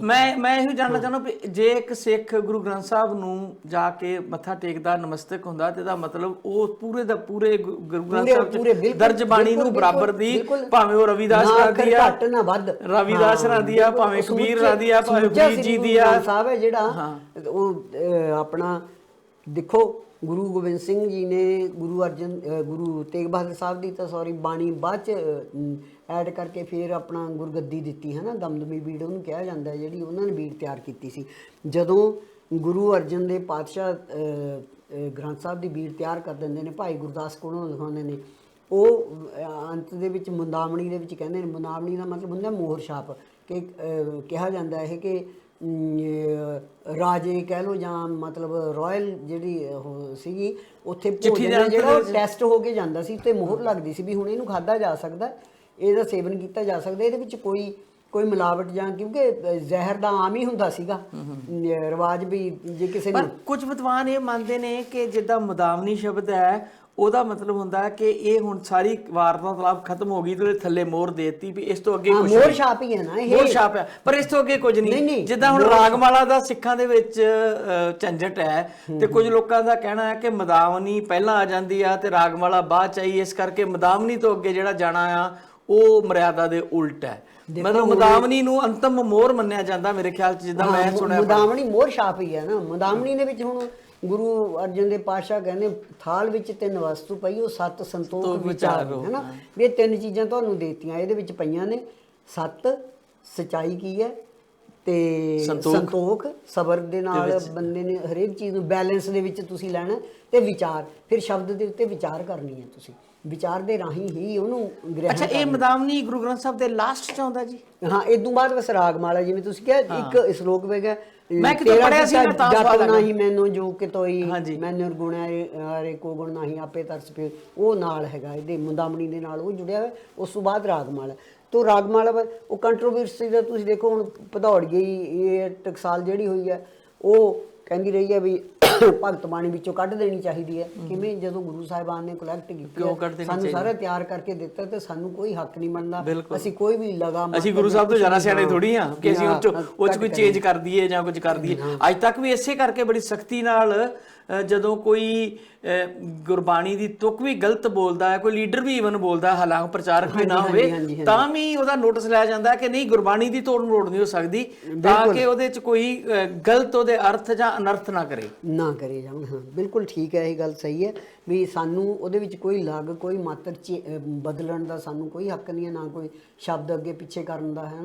ਤੇ ਮੈਂ ਜਿਹੜੀ ਗੱਲ ਵੱਲ ਅਸਲ 'ਚ ਆਉਣਾ ਚਾਹੁੰਦੀ ਸੀ ਉਹ ਇਹ ਸੀ ਕਿ ਇਹ ਬਾਣੀ ਸਾਨੂੰ ਜਿਹੜੀ ਦਿੱਤੀ ਹੈ, ਇਹ ਇੱਕ ਜੀਵਨ ਦਾ ਸਹਿਜ ਦਰਸ਼ਨ ਹੈ, ਸਹਿਜ ਮਾਰਗ ਕਿਹਾ ਜਾਂਦਾ ਸਿੱਖੀ ਮਾਰਗ ਨੂੰ, ਕਿ ਤਾਂ ਕਿ ਫਿਰ ਇਹਦੇ ਵਿੱਚ ਕੋਈ ਉੱਚੇ ਦਾ, ਨੀਵੇਂ ਦਾ, ਛੋਟੇ ਦਾ, ਬੜੇ ਦਾ, ਕੋਈ ਕਿਹੜੇ ਧਰਮ ਨੂੰ ਮੰਨਦਾ, ਕਿਹੜੇ ਧਰਮ ਨੂੰ ਨਹੀਂ ਮੰਨਦਾ, ਇਸ ਕਿਸਮ ਦੀ ਕੋਈ ਵੀ ਡਿਸਟਿੰਕਸ਼ਨ ਨਹੀਂ ਹੈ, ਕਿਉਂਕਿ ਇਹ ਸਰਬੱਤ ਦੇ ਭਲੇ ਵਾਸਤੇ ਆ। ਹਰ ਮਨੁੱਖ ਜਿਹੜਾ ਵੀ ਕੋਈ ਚਾਹੁੰਦਾ, ਇਹਦੇ 'ਚੋਂ ਕੋਈ ਗਾਈਡੈਂਸ ਲੈਣੀ ਚਾਹੁੰਦਾ, ਕੋਈ ਗਿਆਨ ਪ੍ਰਾਪਤ ਕਰਨਾ ਚਾਹੁੰਦਾ, ਉਹ ਬਾਣੀ ਨੂੰ ਸਰਵਣ ਵੀ ਕਰ ਸਕਦਾ, ਬਾਣੀ ਨੂੰ ਪੜ੍ਹ ਵੀ ਸਕਦਾ, ਬਾਣੀ ਨੂੰ ਸੁਣ ਸਕਦਾ। ਨਹੀਂ, ਜਿਹੜਾ ਸਹਿਜ ਦਾ ਕਨਸੈਪਟ ਹੈ, ਇਹਨੂੰ ਥੋੜਾ ਜਿਹਾ ਹੋਰ ਐਕਸਪਲੇਨ ਕਰਿਓ। ਸਹਿਜ ਹੈਗਾ ਵੀ ਜਿੱਦਾਂ ਮਹਿਬੂਬ ਰਾਂ ਨੇ ਬਾਅਦ ਚ ਲਿਖਿਆ ਸਹਿਜੇ ਰਚਿਓ ਖਾਲਸਾ, ਉਹਦਾ ਵੀ ਮੀਨਿੰਗ ਇਹੋ ਬਣਦਾ ਕਿ ਮਤਲਬ ਜਾਂ ਤੇ ਹੁਣ ਸਹਿਜ ਧਾਰੀ ਸਿੱਖ ਕਹਿ ਦਿੰਦੇ ਆ, ਤੇ ਉਹਦਾ ਮਤਲਬ ਵੀ ਉੱਥੋਂ ਗੁਰਬਾਣੀ ਚ ਆਇਆ ਸ਼ਬਦ ਹੈ। ਧਾਰੀ ਵੀ ਉਹੀ ਹੈ ਵੀ ਜਿਹੜਾ ਮਤਲਬ ਕੋਈ ਬਹੁਤ ਜਿਹਨੂੰ ਆਪਾਂ ਕਹਿ ਸਕਦੇ ਹਾਂ ਕਠਿਨ ਰਸਤਾ ਨਹੀਂ ਹੈ। ਇਹ ਸਹਿਜ ਦਾ ਮਤਲਬ ਹੈ ਇੱਕ ਬੈਲੈਂਸ, ਇੱਕ ਆਮ ਜਿਹਨੂੰ ਤੁਸੀਂ ਕਹਿ ਸਕਦੇ ਹੋ ਬਿਨਾਂ ਕਿਸੇ ਹਾਰਡਸ਼ਿਪ, ਬੜੀ ਸਹਿਜ ਨਾਲ, ਮਤਲਬ ਆਸਾਨੀ ਨਾਲ ਅਪਣਾਇਆ ਜਾਣ ਵਾਲਾ ਰਸਤਾ ਹੈ। ਇਹਨੂੰ ਜਿਵੇਂ ਬੁੱਧ ਧਰਮ ਨੇ ਮੱਧ ਮਾਰਗ ਦਿੱਤਾ ਸੀਗਾ, ਕਿ ਉਹ ਕਹਿੰਦੇ ਆ ਨਾ ਬੁੱਧ ਦਾ ਵੀ ਜਦੋਂ ਉਹਨੂੰ ਗਿਆਨ ਹੋਇਆ ਤਾਂ ਕੋਈ ਬੀਬੀ ਜਾ ਰਹੀ ਸੀਗੀ, ਉਹ ਗਾ ਰਹੀ ਸੀ ਕਿ ਇਹਨਾਂ ਵੀਣਾ ਦੀਆਂ ਤਾਰਾਂ ਨੂੰ ਇੰਨੀਆਂ ਵੀ ਨਾ ਕਸੋ ਕਿ ਇਹ ਟੁੱਟ ਜਾਣ, ਤੇ ਇਹਨਾਂ ਨੂੰ ਇੰਨੀਆਂ ਢਿੱਲੀਆਂ ਵੀ ਨਾ ਛੱਡੋ ਕਿ ਇਹ ਵੱਜਣੋਂ ਬੰਦ ਹੋ ਜਾਣ। ਉਹ ਹੈ ਮਿਡਲ ਮਾਰਗ ਮਹਾਤਮਾ ਬੁੱਧ ਵੱਲੋਂ ਦਿੱਤਾ। ਇਸੇ ਤਰ੍ਹਾਂ ਇਹ ਜਿਹੜਾ ਸਹਿਜ ਮਾਰਗ ਹੈ, ਇਹ ਵੀ ਇਹੀ ਹੈ ਕਿ ਜ਼ਿੰਦਗੀ ਦੇ ਸਾਰੇ ਕਾਰਜ ਕਰਦਿਆਂ ਹੋਇਆਂ ਤੁਸੀਂ ਆਰਾਮ ਦੇ ਨਾਲ ਆਪਣਾ ਸਹਿਜ ਦੇ ਵਿੱਚ ਪਰਮਾਤਮਾ ਦੇ ਨਾਲ ਦੇ ਗੁਣ ਗਾਉਣੇ ਨੇ, ਤੇ ਉਹਦੇ ਨਾਲ ਇੱਕ ਸੁਰ ਹੋਣਾ ਹੈ ਤੁਸੀਂ, ਜਾਂ ਉਹਦੇ ਵਰਗਾ ਆਪਣਾ ਜੀਵਨ ਹੈ ਜਿਹੜਾ ਉਹਨੂੰ ਜਿਉਣਾ ਹੈ ਨਾ। ਅੱਛਾ, ਮਹਾਤਮਾ ਬੁੱਧ ਦਾ ਜਿਹੜਾ ਤੁਸੀਂ ਜ਼ਿਕਰ ਕਰ ਰਹੇ ਹੋ, ਗਿਆਨ ਦੇ ਦੌਰਾਨ ਜਾਂ ਗਿਆਨ ਤੋਂ ਬਾਅਦ ਇੱਕ ਔਰਤ ਨੇ ਉਹਦੇ ਬਾਰੇ ਕਿਹਾ, ਤਾਰ ਕੱਸਣ ਬਾਰੇ, ਤੇ ਬੁੱਧ ਮੱਤ 'ਚ ਤੇ ਮੈਂ ਸੁਣਿਆ ਜਾਂ ਪੜ੍ਹਿਆ ਕਿ ਔਰਤ ਬਾਰੇ ਬਹੁਤ ਸਖਤ ਸ਼ਬਦ ਆ ਕਿ ਔਰਤ 10 ਫੁੱਟ ਤੇ ਵੀ ਜਾਂਦੀ ਹੋਵੇ ਤੇ ਬੰਦੇ ਦੀ ਨਿਗਾਹ। ਉਦੋਂ ਦੀ ਗੱਲ ਹੈ, ਮਹਾਤਮਾ ਬੁੱਧ ਜਦੋਂ ਬੋਰਡ ਦੇ ਹੇਠਾਂ ਕਿੰਨੇ ਸਾਲਾਂ ਤੋਂ ਭਗਤੀ ਕਰ ਰਹੇ ਸੀ, ਸੁੱਕ ਕੇ ਪਿੰਜਰ ਹੋ ਗਿਆ ਸੀ ਬਿਲਕੁਲ, ਹੈ ਨਾ। ਉਹ ਤੇ ਉਹਨੂੰ ਕਿਉਂਕਿ ਉਹ ਜ਼ਿੰਦਗੀ ਦੇ ਦੁੱਖਾਂ ਤੋਂ ਦੁਖੀ ਹੋ ਕੇ ਬਾਹਰ ਨਿਕਲੇ ਸੀ ਘਰ ਤੋਂ, ਹੈ ਨਾ। ਮਹਿਲ ਛੱਡੇ ਉਹਨੇ, ਇੱਕ ਲਾਸ਼ ਦੇਖੀ ਕਿ ਬਜ਼ੁਰਗ ਹੋਇਆ ਦੇਖਿਆ, ਜਾਨੀ ਦੁੱਖ ਦੇਖੇ ਸੰਸਾਰ ਦੇ ਵਿੱਚ। ਉਹ ਸੰਸਾਰ ਦੇ ਦੁੱਖਾਂ ਤੋਂ ਦੁਖੀ ਹੋ ਕੇ ਉਹ ਘਰੋਂ ਬਾਹਰ ਨਿਕਲੇ ਸੀ ਵੀ ਆਪਣਾ ਸਾਰਾ ਕੁਝ ਰਾਜ ਭਾਗ ਛੱਡ ਕੇ ਤੇ ਜਾ ਕੇ ਤਪੱਸਿਆ ਕਰਨ ਲੱਗੇ ਸੀ। ਤੇ ਉਹ ਤਪੱਸਿਆ ਕਰਦਿਆਂ ਨੂੰ ਬਹੁਤ ਬਰੇ ਹੋ ਗਏ ਸੀ, ਪਰ ਉਹਨਾਂ ਨੂੰ ਕੁਛ ਹੈ ਜਿਹੜਾ ਉਹ ਸੱਤ ਦਾ ਗਿਆਨ ਨਹੀਂ ਸੀ ਹੋ ਰਿਹਾ, ਸਮਝ ਨਹੀਂ ਸੀ ਲੱਗ ਰਹੀ ਵੀ ਕਿਸ ਤਰ੍ਹਾਂ ਮਤਲਬ ਇਹਨੂੰ ਦੁੱਖ ਦਾ ਅੰਤ ਕਿੱਦਾਂ ਕੀਤਾ ਜਾ ਸਕਦਾ ਤੇ ਸੁੱਖ ਕਿੱਦਾਂ ਕੀਤਾ ਜਾ ਸਕਦਾ। ਤਾਂ ਕਹਿੰਦੇ ਆ ਵੀ ਉਹ ਬੋਰਡ ਦੇ ਦਰਖਤ ਦੇ ਥੱਲੇ ਜਦੋਂ ਭਗਤੀ ਕਰ ਰਹੇ ਬੋਧ ਗਿਆ, ਜਿਹੜੀ ਜਗ੍ਹਾ ਦੇ ਨਾਂ ਬੋਧ ਗਿਆ ਜਿਹੜੀ ਜਗ੍ਹਾ, ਤੇ ਉੱਥੇ ਜਦੋਂ ਉਹ ਭਗਤੀ ਕਰ ਰਹੇ ਸੀ, ਇੰਨੇ ਸਾਲ ਹੋ ਗਏ ਸੀ ਤਪੱਸਿਆ ਕਰਦੇ ਨੂੰ, ਉੱਥੇ ਕੋਈ ਔਰਤ ਗਾਉਂਦੀ ਜਾ ਰਹੀ ਸੀਗੀ ਕਿ ਇਹ ਵੀਣਾ ਦੀਆਂ ਤਾਰਾਂ ਨੂੰ ਇੰਨੀਆਂ ਵੀ ਨਾ ਕਸੋ ਕਿ ਇਹ ਟੁੱਟ ਜਾਣ, ਇਹਨਾਂ ਨੂੰ ਇੰਨੀਆਂ ਢਿੱਲੀਆਂ ਵੀ ਨਾ ਛੱਡੋ ਕਿ ਵੱਜਣੋਂ ਬੰਦ ਹੋ ਜਾਣ। ਅੱਛਾ ਨਹੀਂ, ਮੈਂ ਤਾਂ ਇਹਦਾ ਜ਼ਿਕਰ ਕੀਤਾ ਕਿ ਬੁੱਧ ਧਰਮ ਵਾਲੇ ਉੱਥੋਂ ਉਹਨੂੰ ਗਿਆਨ ਦੇਖੋ, ਬੁੱਧ ਧਰਮ ਵਾਲੇ ਔਰਤ ਨੂੰ ਬੜਾ ਅਲੱਗ ਤਰ੍ਹਾਂ ਵੇਖਦੇ ਆ ਕਿ ਔਰਤ ਵੱਲ ਕੋਈ ਮਨੁੱਖ ਬਾਹਰ ਦੀਆਂ ਗੱਲਾਂ ਨੇ ਵੀ ਉਹਨਾਂ ਨੇ ਮੱਠ ਚ ਆ ਸਕਦੀ ਕਿ ਨਹੀਂ। ਇਸ ਤੋਂ ਜਾਣੀ ਉਹਨੂੰ ਇੱਕ ਮਹਾਤਮਾ ਬੁੱਧ ਨੂੰ ਇੱਕ ਇੰਸਪੀਰੇਸ਼ਨ ਮਿਲੀ ਵੀ ਆਹ ਜਿਹੜਾ ਇਹਨੇ ਦੱਸਿਆ, ਉਸੇ ਤੋਂ ਉਹਨਾਂ ਨੇ ਤਾਂ ਹੀ ਜਿਹੜਾ ਮਹਾਤਮਾ ਬੁੱਧ ਨੇ ਮਾਰਗ ਤੇ ਤੁਹਾਨੂੰ ਮੱਧ ਮਾਰਗ ਕਹਿੰਦੇ ਨੇ। ਮੱਧ ਮਾਰਗ ਇਸੇ ਕਰਕੇ ਨਾ ਇੱਧਰ ਨਾ ਇੱਧਰ ਬੈਲੈਂਸ ਰੱਖਣਾ। ਹਾਂ ਬਿਲਕੁਲ। ਉਸੇ ਤੋਂ ਫਿਰ ਉਹਨਾਂ ਨੇ ਅੱਗੇ ਆਪਣੇ ਮਤਲਬ ਅਸੂਲ ਬਣਾਏ ਕਿ ਤ੍ਰਿਸ਼ਨਾ ਹੈ ਜਿਹੜੀ ਉਹ ਦੁੱਖਾਂ ਦਾ ਕਾਰਨ ਹੈ, ਤ੍ਰਿਸ਼ਨਾ ਦਾ ਤਿਆਗ ਕਰਨਾ। ਉਹ ਚਲੋ ਵਾਟ ਐਵਰ ਆਪਣਾ ਲੰਬਾ ਕੰਮ ਚੱਲਦਾ। ਚਲੋ ਆਪਾਂ ਗੁਰਬਾਣੀ ਵਾਲੇ ਪਾਸੇ ਦੁਬਾਰਾ ਆਈਏ ਕਿ ਆਪਾਂ ਆਪਣਾ ਵਿਸ਼ਾ ਹੈ ਕਿ ਗੁਰਬਾਣੀ ਇਸ ਜੱਗ ਮੈਂ ਚਾਨਣ। ਅੱਛਾ, ਹੁਣ ਇੱਕ ਮਤਲਬ ਅੱਗੇ ਥੋੜਾ ਜਿਹਾ ਤੋਂ ਅੱਗੇ ਵਧੀਏ ਵੀ ਚਾਨਣ ਸਿਰਫ ਉਹਦਾ ਗਿਆਨ ਹੈ? ਨਹੀਂ, ਗਿਆਨ ਨਹੀਂ, ਉਹਨੂੰ ਇਹਦਾ ਇੱਕ ਜੀਵਨ ਦਰਸ਼ਨ ਹੈ, ਇੱਕ ਜੀਵਨ ਜਿਉਣ ਦਾ ਰਸਤਾ ਹੈ। ਕਿ ਹੁਣ ਰਸਤਾ ਕੀ ਹੈ ਕਿ ਗੁਰੂ ਨਾਨਕ ਨੇ ਜਪਜੀ ਸਾਹਿਬ ਦੇ ਵਿੱਚ ਹੀ ਹਉਮੈ ਨੂੰ ਸਭ ਤੋਂ ਵੱਡਾ ਕਾਰਨ ਮੰਨਿਆ, ਜਿਹੜੀ ਵਿਖਾਤ ਦਾ ਕਾਰਨ ਬਣਦੀ ਹੈ ਨਾ। ਚਾਹੇ ਉਹ ਮਨੁੱਖ ਦੀ ਰੱਬ ਨਾਲੋਂ ਵਿੱਥ ਹੈ, ਚਾਹੇ ਮਨੁੱਖ ਦੀ ਮਨੁੱਖ ਨਾਲੋਂ ਵਿੱਥ ਹੈ, ਉਹ ਵੀ ਹਉਮੈ ਹੀ ਕ੍ਰੀਏਟ ਕਰਦੀ ਹੈ, ਹਉਮੈ ਦੇ ਥਰੂ ਕ੍ਰੀਏਟ ਹੁੰਦੀ ਹੈ। ਤੇ ਗੁਰੂ ਕਹਿੰਦੇ ਨੇ ਕਿ ਜਦੋਂ ਅੰਮ੍ਰਿਤ ਬਾਣੀ ਤੁਹਾਡੇ ਅੰਦਰ ਵਸ ਜਾਂਦੀ ਹੈ, ਜਾਂ ਤੁਸੀਂ ਬਾਣੀ ਨੂੰ ਅਪਣਾ ਲੈਂਦੇ ਹੋ ਜਾਂ ਉਹਦੇ ਵਰਗਾ ਆਪਣਾ ਜੀਵਨ ਬਣਾ ਲੈਂਦੇ, ਸਭ ਤੋਂ ਪਹਿਲਾਂ ਤੁਹਾਡੇ ਅੰਦਰੋਂ ਹਉਮੈ ਦੂਰ ਹੁੰਦੀ ਹੈ ਨਾ। ਤੇ ਇਸੇ ਦੇ ਵਿੱਚੋਂ ਹੀ ਜਿਹੜਾ ਹੈਗਾ ਤੁਹਾਡੇ ਜਿਹੜੇ ਵਿਸ਼ੇ ਵਿਕਾਰ ਨੇ, ਕਾਮ ਕ੍ਰੋਧ ਲੋਭ ਮੋਹ ਹੰਕਾਰ, ਇਹ ਹੈ ਤਾਂ ਸੋਰਸ ਆਫ ਐਕਸ਼ਨ ਵੀ ਨੇ, ਇਹਨਾਂ ਤੋਂ ਬੰਦਾ ਅੱਗੇ ਐਕਟ ਕਰਦਾ ਨਾ। ਪਰ ਇਹ ਜੇ ਇਨਬੈਲੈਂਸ ਹੋ ਜਾਣ ਜੀਵਨ ਦੇ ਵਿੱਚ, ਇਹ ਫਿਰ ਤੁਹਾਡੇ ਲਈ ਦੁੱਖ ਵੀ। ਇਹ ਜਿਹੜੇ ਪੰਜ ਗਣਾਏ ਜਾਂਦੇ ਆ ਲੋਭ ਮੋਹ ਹੰਕਾਰ ਵਾਲੇ ਜਿਹੜੇ ਆ, ਇਹ ਕੀ ਪਹਿਲੀ ਪਾਤਸ਼ਾਹੀ ਤੋਂ ਹੀ ਇਸ ਕਨਸੈਪਟ ਇਹ ਸ਼ੁਰੂ ਤੋਂ ਹੀ ਨੇ ਐਥੀਕਲ। ਮੈਂ ਸਮਝਦਾ ਸੀ ਖਾਲਸਾ ਪੰਥ ਦੀ ਸਾਜਨਾ ਤੋਂ ਬਾਅਦ ਜਿੱਦਾਂ ਪੰਜ ਕਕਾਰ ਤੇ ਪੰਜ ਭੈੜੀਆਂ ਚੀਜ਼ਾਂ ਪੰਜ ਗਣਾਈਆਂ ਹੋਣਗੀਆਂ, ਪੰਜ ਪਿਆਰੇ, ਪੰਜ ਦਾ ਕਨਸੈਪਟ ਜਿਹੜਾ ਆਇਆ ਨਾ ਸਿੱਖ ਧਰਮ ਦੇ ਵਿੱਚ, ਪੰਜਾਂ ਪਿਆਰਿਆਂ ਦਾ, ਪੰਜ ਕਕਾਰਾਂ ਦਾ, ਤੇ ਪੰਜ ਹੀ ਇਹ ਚੀਜ਼ਾਂ ਜਿਹੜੀਆਂ ਬੰਦੇ ਦੇ ਮਨੁੱਖੀ ਭੈੜੀਆਂ ਨੇ। ਮੈਂ ਸ਼ਾਇਦ ਗੁਰੂ ਗੋਬਿੰਦ ਸਿੰਘ ਦੇ ਇੱਕ ਗੱਲ ਹੋਰ ਤੁਸੀਂ ਧਿਆਨ 'ਚ ਰੱਖੋ, ਜਿਹੜੀ ਸਿੱਖ ਰੈਵੀਲੇਸ਼ਨ ਹੈ, ਜਿਹਨੂੰ ਆਪਾਂ ਬਾਣੀ ਕਹਿੰਦੇ ਆ ਜਾਂ ਇਲਹਾਮ ਕਹਿੰਦੇ ਆ, ਇਹ ਗੁਰੂ ਨਾਨਕ ਦੇਵ ਤੋਂ ਲੈ ਕੇ ਗੁਰੂ ਗੋਬਿੰਦ ਸਿੰਘ ਤੱਕ ਕੰਟੀਨਿਊਟੀ ਦੇ ਵਿੱਚ ਹੈ। ਹਾਂਜੀ, ਇਹ ਬਹੁਤ ਵਾਰ ਤੁਸੀਂ ਕਿਹਾ ਕਿ ਇੱਕ ਜੋਤ ਹੈ, ਕੰਟੀਨਿਊਟੀ ਦੇ ਵਿੱਚ ਹੈ। ਗੁਰੂ ਗੋਬਿੰਦ ਸਿੰਘ ਨੇ ਕੁਝ ਵੀ ਇਸ ਕਿਸਮ ਦਾ ਅਲੱਗ ਨਹੀਂ ਦਿੱਤਾ ਹੈਗਾ ਜਿਹਦਾ ਤੁਹਾਨੂੰ ਫਾਊਂਡੇਸ਼ਨ ਹੈ ਜਿਹੜੀ ਗੁਰੂ ਨਾਨਕ ਸਾਹਿਬ ਨੇ ਨਾ ਰੱਖੀ ਹੋਈ ਹੋਵੇ। ਤੁਹਾਨੂੰ ਉਹ ਸਾਰੇ ਸਿਧਾਂਤ ਗੁਰੂ ਨਾਨਕ ਸਾਹਿਬ ਤੋਂ ਲੈ ਕੇ, ਕਿਉਂਕਿ ਜੋ ਅੱਗੇ ਗੁਰੂ ਆਏ ਗੁਰੂ ਨਾਨਕ ਸਾਹਿਬ ਤੋਂ ਬਾਅਦ, ਉਹ ਆਪਣੇ ਉਹਦੇ ਮੁਤਾਬਕ ਕੰਟਰੀਬਿਊਟ ਅੱਗੇ ਕਰਦੇ ਰਹੇ, ਪਰ ਉਸੇ ਰਸਤੇ ਨੂੰ ਜਾਂ ਕਹਿ ਲਈਏ ਉਸੇ ਸਿਧਾਂਤ ਨੂੰ, ਉਸੇ ਜੀਵਨ ਦਰਸ਼ਨ ਨੂੰ ਗੁਰੂ ਸਾਹਿਬਾਨ ਸਾਰੇ ਅੱਗੇ ਲੈ ਕੇ ਗਏ ਨੇ। ਤੇ ਗੁਰੂ ਗੋਬਿੰਦ ਸਿੰਘ ਡਾਕਟਰ ਸਾਹਿਬ, ਇੱਕ ਵਾਰੀ ਨਾ ਤੁਹਾਡੇ ਯੂਨੀਵਰਸਿਟੀ, ਪੰਜਾਬੀ ਯੂਨੀਵਰਸਿਟੀ ਤੋਂ ਕੋਈ ਸਕਾਲਰ ਆਏ ਸੀਗੇ ਇੱਥੇ ਗੁਰਦੁਆਰਾ ਸਾਹਿਬ ਸਿੱਖ ਲਹਿਰ 'ਚ, ਮੈਂ ਨਾਮ ਉਹਨਾਂ ਦਾ ਸ਼ਾਇਦ ਭੁੱਲ ਰਿਹਾ ਵਾਂ, ਮੈਂ ਹੁਣ ਯਾਦ ਨਹੀਂ ਆ ਰਿਹਾ, ਪਰ ਉਹਨਾਂ ਨੂੰ ਕਿਸੇ ਨੇ ਕੁਐਸਚਨ ਕੀਤਾ ਸੀ, ਇਹੀ ਤੁਹਾਡੇ ਵਾਲਾ ਹੀ ਕੁਐਸਚਨ ਵੀ ਕਿਹਾ ਜਾਂਦਾ ਕਿ ਇੱਕ ਹੀ ਜੋਤ ਸੀਗੇ ਸਾਰੇ ਗੁਰੂ ਤੇ ਇਦਾਂ ਆਏ ਤੇ ਕੀ ਸਾਰੀ ਬਾਣੀ ਕੰਟੀਨਿਊਟੀ 'ਚ ਆ? ਉਹਨਾਂ ਨੇ ਬੜਾ ਅਟਪਟਾ ਜਵਾਬ ਦਿੱਤਾ ਸੀਗਾ, ਮੈਂ ਨਾਂ ਭੁੱਲ ਗਿਆ। ਉਹ ਕਹਿੰਦੇ ਨਹੀਂ ਜੀ, ਜਿਹੜਾ ਅਰਜਨ ਪਾਤਸ਼ਾਹ ਨੇ ਸੁਖਮਨੀ ਸਾਹਿਬ ਲਿਖਿਆ ਉਹ ਤੇ ਸਾਰੀ ਘਰੇਲੂ ਲੜਾਈ ਆ, ਉਹ ਤੇ ਸੰਤ ਨੂੰ ਇਹ ਦੁੱਖ ਦੇਣਾ, ਸੰਤ ਨੂੰ ਕਰਨਾ, ਇਸ ਤਰ੍ਹਾਂ ਦੀ ਗੱਲ। ਪਤਾ ਨਹੀਂ ਤੁਹਾਡੀ ਪਟਿਆਲਾ ਯੂਨੀਵਰਸਿਟੀ ਦੇ ਕੋਈ ਸੱਜਣ ਸੀਗੇ ਬਜ਼ੁਰਗ, ਮੈਨੂੰ ਯਾਦ ਨਹੀਂ ਆ ਰਿਹਾ, ਮੈਂ ਤੁਹਾਨੂੰ ਫਿਰ ਆਫ ਦੀ ਏਅਰ ਆਪਾਂ ਯਾਦ ਕਰਕੇ ਤੁਹਾਨੂੰ ਦੱਸੂਗਾ। ਇੱਥੇ ਕਿਤੇ ਸਮਾਗਮ ਹੋਇਆ ਸੀ ਤੇ ਸਿੱਖ ਲਹਿਰ ਗੁਰਦੁਆਰੇ ਦੇ ਵਿੱਚ ਉਹ ਆਏ ਸੀਗੇ ਤੇ ਉਹਨਾਂ ਨੂੰ ਕੁਐਸਚਨ ਆਨਸਰ ਹੋ ਰਹੇ ਸੀਗੇ, ਤੇ ਉਹਨਾਂ ਨੇ ਇੱਕ ਆਨਸਰ ਦੇ ਵਿੱਚ ਇਹ ਕਿਹਾ ਸੀਗਾ ਕਿ ਜਿਹੜੀ ਸੁਖਮਨੀ ਸਾਹਿਬ ਆ, ਜਿਹੜਾ ਸੰਤ ਦਾ ਕਨਸੈਪਟ ਆ, ਸਿੱਖੀ 'ਚ ਸੰਤ ਕੁਝ ਨਹੀਂ ਹੁੰਦਾ, ਤੇ ਸੰਤ ਵਾਲਾ ਕਨਸੈਪਟ ਉਸਰਿਆ ਜਦੋਂ ਪ੍ਰਿਥੀ ਨੇ ਤੇ ਪੀਣਿਆਂ ਨੇ ਉਹ ਤੰਗ ਕਰਨਾ ਸ਼ੁਰੂ ਕੀਤਾ, ਤੇ ਉਦੋਂ ਗੁਰੂ ਸਾਹਿਬ ਨੇ ਫਿਰ ਉਹ ਘਰੇਲੂ ਲੜਾਈ ਨੂੰ ਮੁੱਖ ਰੱਖ ਕੇ ਹੀ ਸਾਰਾ ਕੁਝ ਲਿਖਿਆ। ਨਹੀਂ, ਉਹ ਵੀ ਤਾਂ ਇੱਕ ਸੱਤ ਹੀ ਗਿਆ, ਮਤਲਬ ਬਿਆਨ ਕੀਤਾ ਹੋਇਆ ਨਾ ਕਿ ਉਹ ਸੰਤ ਉੱਥੇ ਕੋਈ ਸਾਧ ਲਈ ਨਹੀਂ ਕਰਿਆ ਹੋਇਆ। ਸੰਤ ਤਾਂ ਉੱਥੇ ਚਾਹੇ ਉਹ ਗੁਰੂ ਹੈ, ਚਾਹੇ ਕੋਈ ਵੀ ਪੁਰਸ਼ ਹੈ ਜਿਹੜਾ ਉਹ ਕਹਿ ਲਓ ਵੀ ਰੱਬ ਦੀ ਰਜ਼ਾ ਦੇ ਵਿੱਚ ਬਸ ਰਿਹਾ ਜਾਂ ਰੱਬ ਨਾਲ ਜਿਹੜਾ ਇੱਕ ਸੁਰ ਹੈ, ਸੰਤ ਲਫ਼ਜ਼ ਉਹਦੇ ਲਈ ਹੈ, ਕਿਸੇ ਬਗਲੀ ਪਾ ਕੇ ਮੰਗਣ ਵਾਲੇ ਸਾਧ ਲਈ ਨਹੀਂ ਹੈ ਇਹ। ਜੀ। ਤੇ ਇਹ ਜਿਹੜਾ ਬਾਣੀ ਦੇ ਵਿੱਚ ਵੀ ਗਿਆਨ ਦਿੱਤਾ ਹੋਇਆ ਹੈ, ਉਹ ਦੁਨੀਆ ਦੇ ਉੱਤੇ ਕਿਵੇਂ ਜੀਣਾ ਹੈ, ਦੁਨਿਆਵੀ ਤੁਹਾਡੀਆਂ ਲੋੜਾਂ ਕੀ ਨੇ, ਉਹਨਾਂ ਨੂੰ ਕਿਵੇਂ ਸਚਾਉਣਾ, ਤੁਸੀਂ ਉਹਨਾਂ ਨੂੰ ਬੈਲੈਂਸ ਦੇ ਵਿੱਚ ਕਿਵੇਂ ਰੱਖਣਾ, ਉਹ ਹੀ ਗਿਆ ਸਾਰਾ ਕੁਝ, ਹੈ ਨਾ। ਇਹ ਕੋਈ ਅਸਮਾਨ ਦੇ ਵਿੱਚ ਤਾਂ ਹੈ ਨਹੀਂ। ਤੇ ਜਿੱਥੋਂ ਤੱਕ ਗੁਰੂਆਂ ਦੇ ਇੱਕ ਹੋਣ ਦੀ ਗੱਲ ਹੈ, ਉਹ ਤਾਂ ਆਪਾਂ ਸਾਖੀਆਂ ਦੇ ਵਿੱਚ ਵੀ ਪੜ੍ਹਦੇ ਹਾਂ ਕਿ ਗੁਰੂ ਨਾਨਕ ਨੇ ਆਪਣੀ ਜੋਤ ਗੁਰੂ ਅੰਗਦ ਵਿੱਚ ਰੱਖੀ, ਹੈ ਨਾ। ਤੇ ਸਤੇ ਬਲਵੰਡ ਨੇ ਜਿਹੜੀ ਬਾਰ ਕਹੀ ਹੋਈ, ਉਹ ਵੀ ਜੋਤ 오ਹਾ ਜੁਗਤ ਸਾਏ ਸਹਿ ਕਾਇਆ ਫੇਰ ਪਲਟਿਆ। ਗੁਰੂ ਜੁਗਤ ਵੀ ਇੱਕ ਹੈ, ਗੁਰੂ ਜੋਤ ਵੀ ਇੱਕ ਹੈ। ਤੇ ਇਸ ਕਰਕੇ ਇਹ ਸਾਰਾ ਕੁਛ ਹੈ ਜਿਹੜਾ ਉਹ ਕੰਟੀਨਿਊਟੀ ਦੇ ਵਿੱਚ ਹੈ, ਕਿਉਂਕਿ ਅਸਲ ਦੇ ਵਿੱਚ ਜਿਹੜਾ ਸਿੱਖ ਧਰਮ ਹੈ ਨਾ, ਉਹ ਹੈ ਮਨੁੱਖ ਦੀ ਸਾਈਕੀ ਦੀ ਟਰਾਂਸਫੋਰਮੇਸ਼ਨ, ਜਿਹਨੂੰ ਆਪਾਂ ਕਹੀਏ ਕਿ ਮਨੁੱਖ ਦੀ ਜਿਹੜੀ ਮਾਨਸਿਕਤਾ ਨੂੰ ਬਦਲਣ ਵਾਲੀ ਗੱਲ ਹੈ। ਮਾਨਸਿਕਤਾ ਜਿਹੜੀ ਹੈਗੀ ਆ ਉਹ ਓਵਰਨਾਈਟ ਨਹੀਂ ਬਦਲਦੀ। ਜਿਸ ਕਿਸਮ ਦਾ ਸਮਾਜ ਜੋ ਸਾਰਾ ਕੁਝ ਚੱਲ ਰਿਹਾ ਸੀ, ਉਹਦੇ ਉਹ ਇੱਕ ਪੀੜ੍ਹੀ 'ਚ ਨਹੀਂ ਸੀ ਹੋ ਸਕਦਾ ਜੀ। ਅਸਲ 'ਚ ਮੈਂ ਜਿਹੜੀ ਗੱਲ ਵੱਲ ਆਉਣਾ ਚਾਹੁੰਦੀ ਸੀ, ਮੈਂ ਇਸ ਵੱਲ ਆਉਣਾ ਚਾਹੁੰਦੀ ਸੀ ਕਿ ਬਾਣੀ ਹੈ ਜਿਹੜੀ, ਉਹ ਤਾਂ ਸਰਬੱਤ ਦੇ ਭਲੇ ਵਾਸਤੇ ਜਾਂ ਸਰਬੱਤ ਦੇ ਕਲਿਆਣ ਦੇ ਵਾਸਤੇ ਰਚੀ ਗਈ, ਪਰ ਅਸੀਂ ਇਹਨੂੰ ਇੱਕ ਤਰ੍ਹਾਂ ਨਾਲ ਕਹਿ ਲਈਏ ਗੁਰਬਾਣੀ ਇਸ ਜੱਗ ਮੈਂ ਚਾਨਣ, ਇਸ ਜੱਗ ਮੈਂ ਚਾਨਣ ਕਰਮ ਵਸੈ ਮਨ ਆਏ, ਮਨ ਰੇ ਨਾਮ ਜਪੋ ਸੁਖ ਹੋਏ, ਗੁਰਪੂਰਾ ਸਲਾਈਏ ਸਹਿਜ ਮਿਲੇ ਪ੍ਰਭ ਸੋਏ। ਵੀ ਉਹਨੂੰ ਉਹਦੀ ਸਲਾਹ ਕਰਨ ਨਾਲ ਸੌਰੀ ਸਿਫਤ ਸਲਾਹ ਕਰਨ ਨਾਲ ਤੁਹਾਨੂੰ ਸਹਿਜ ਦੇ ਵਿੱਚ ਤੁਹਾਡੇ ਮਨ ਦੇ ਵਿੱਚ ਆ ਕੇ ਉਹ ਸਾਰੇ ਗੁਣ ਨੇ ਜਿਹੜੇ ਵਸਦੇ ਨੇ। ਪਰ ਅਸੀਂ ਅੱਜ ਕੱਲ੍ਹ ਕਦੀ ਤਾਂ ਇਹ ਸੌਰੀ ਮੈਂ ਦੱਸਣਾ ਇਹ ਚਾਹੁੰਦੀ ਸੀ ਕਿ ਗੁਰੂ ਨਾਨਕ ਸਾਹਿਬ ਨੇ ਜਿਹੜੇ ਉਹ ਮਰਦਾਨੇ ਨੂੰ ਨਾਲ ਲੈ ਕੇ ਤੁਰੇ। ਉਸ ਵੇਲੇ ਦੀ ਪਰੰਪਰਾ ਦੇ ਅਨੁਸਾਰ ਮਰਾਸੀ ਭਾਈਚਾਰੇ ਨੂੰ ਭਾਈ ਮਰਦਾਨਾ ਸੰਬੰਧਿਤ ਦੇ ਨਾਲ ਉਹਨਾਂ ਨੂੰ ਕੋਈ ਸਮਾਜ ਦੇ ਵਿੱਚ ਉਹਨਾਂ ਦਾ ਕੋਈ ਬਹੁਤ ਉੱਚਾ ਦਰਜਾ ਨਹੀਂ ਸੀ।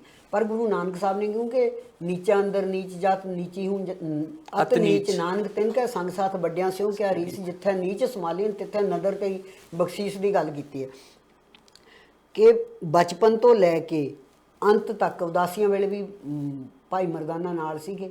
ਜਦੋਂ ਵੀ ਬਾਣੀ ਦਾ ਗਾਇਨ ਕਰਨਾ ਉਦੋਂ ਮਰਦਾਨਾ ਰਬਾਬ ਵਜਾਉਂਦਾ ਸੀ।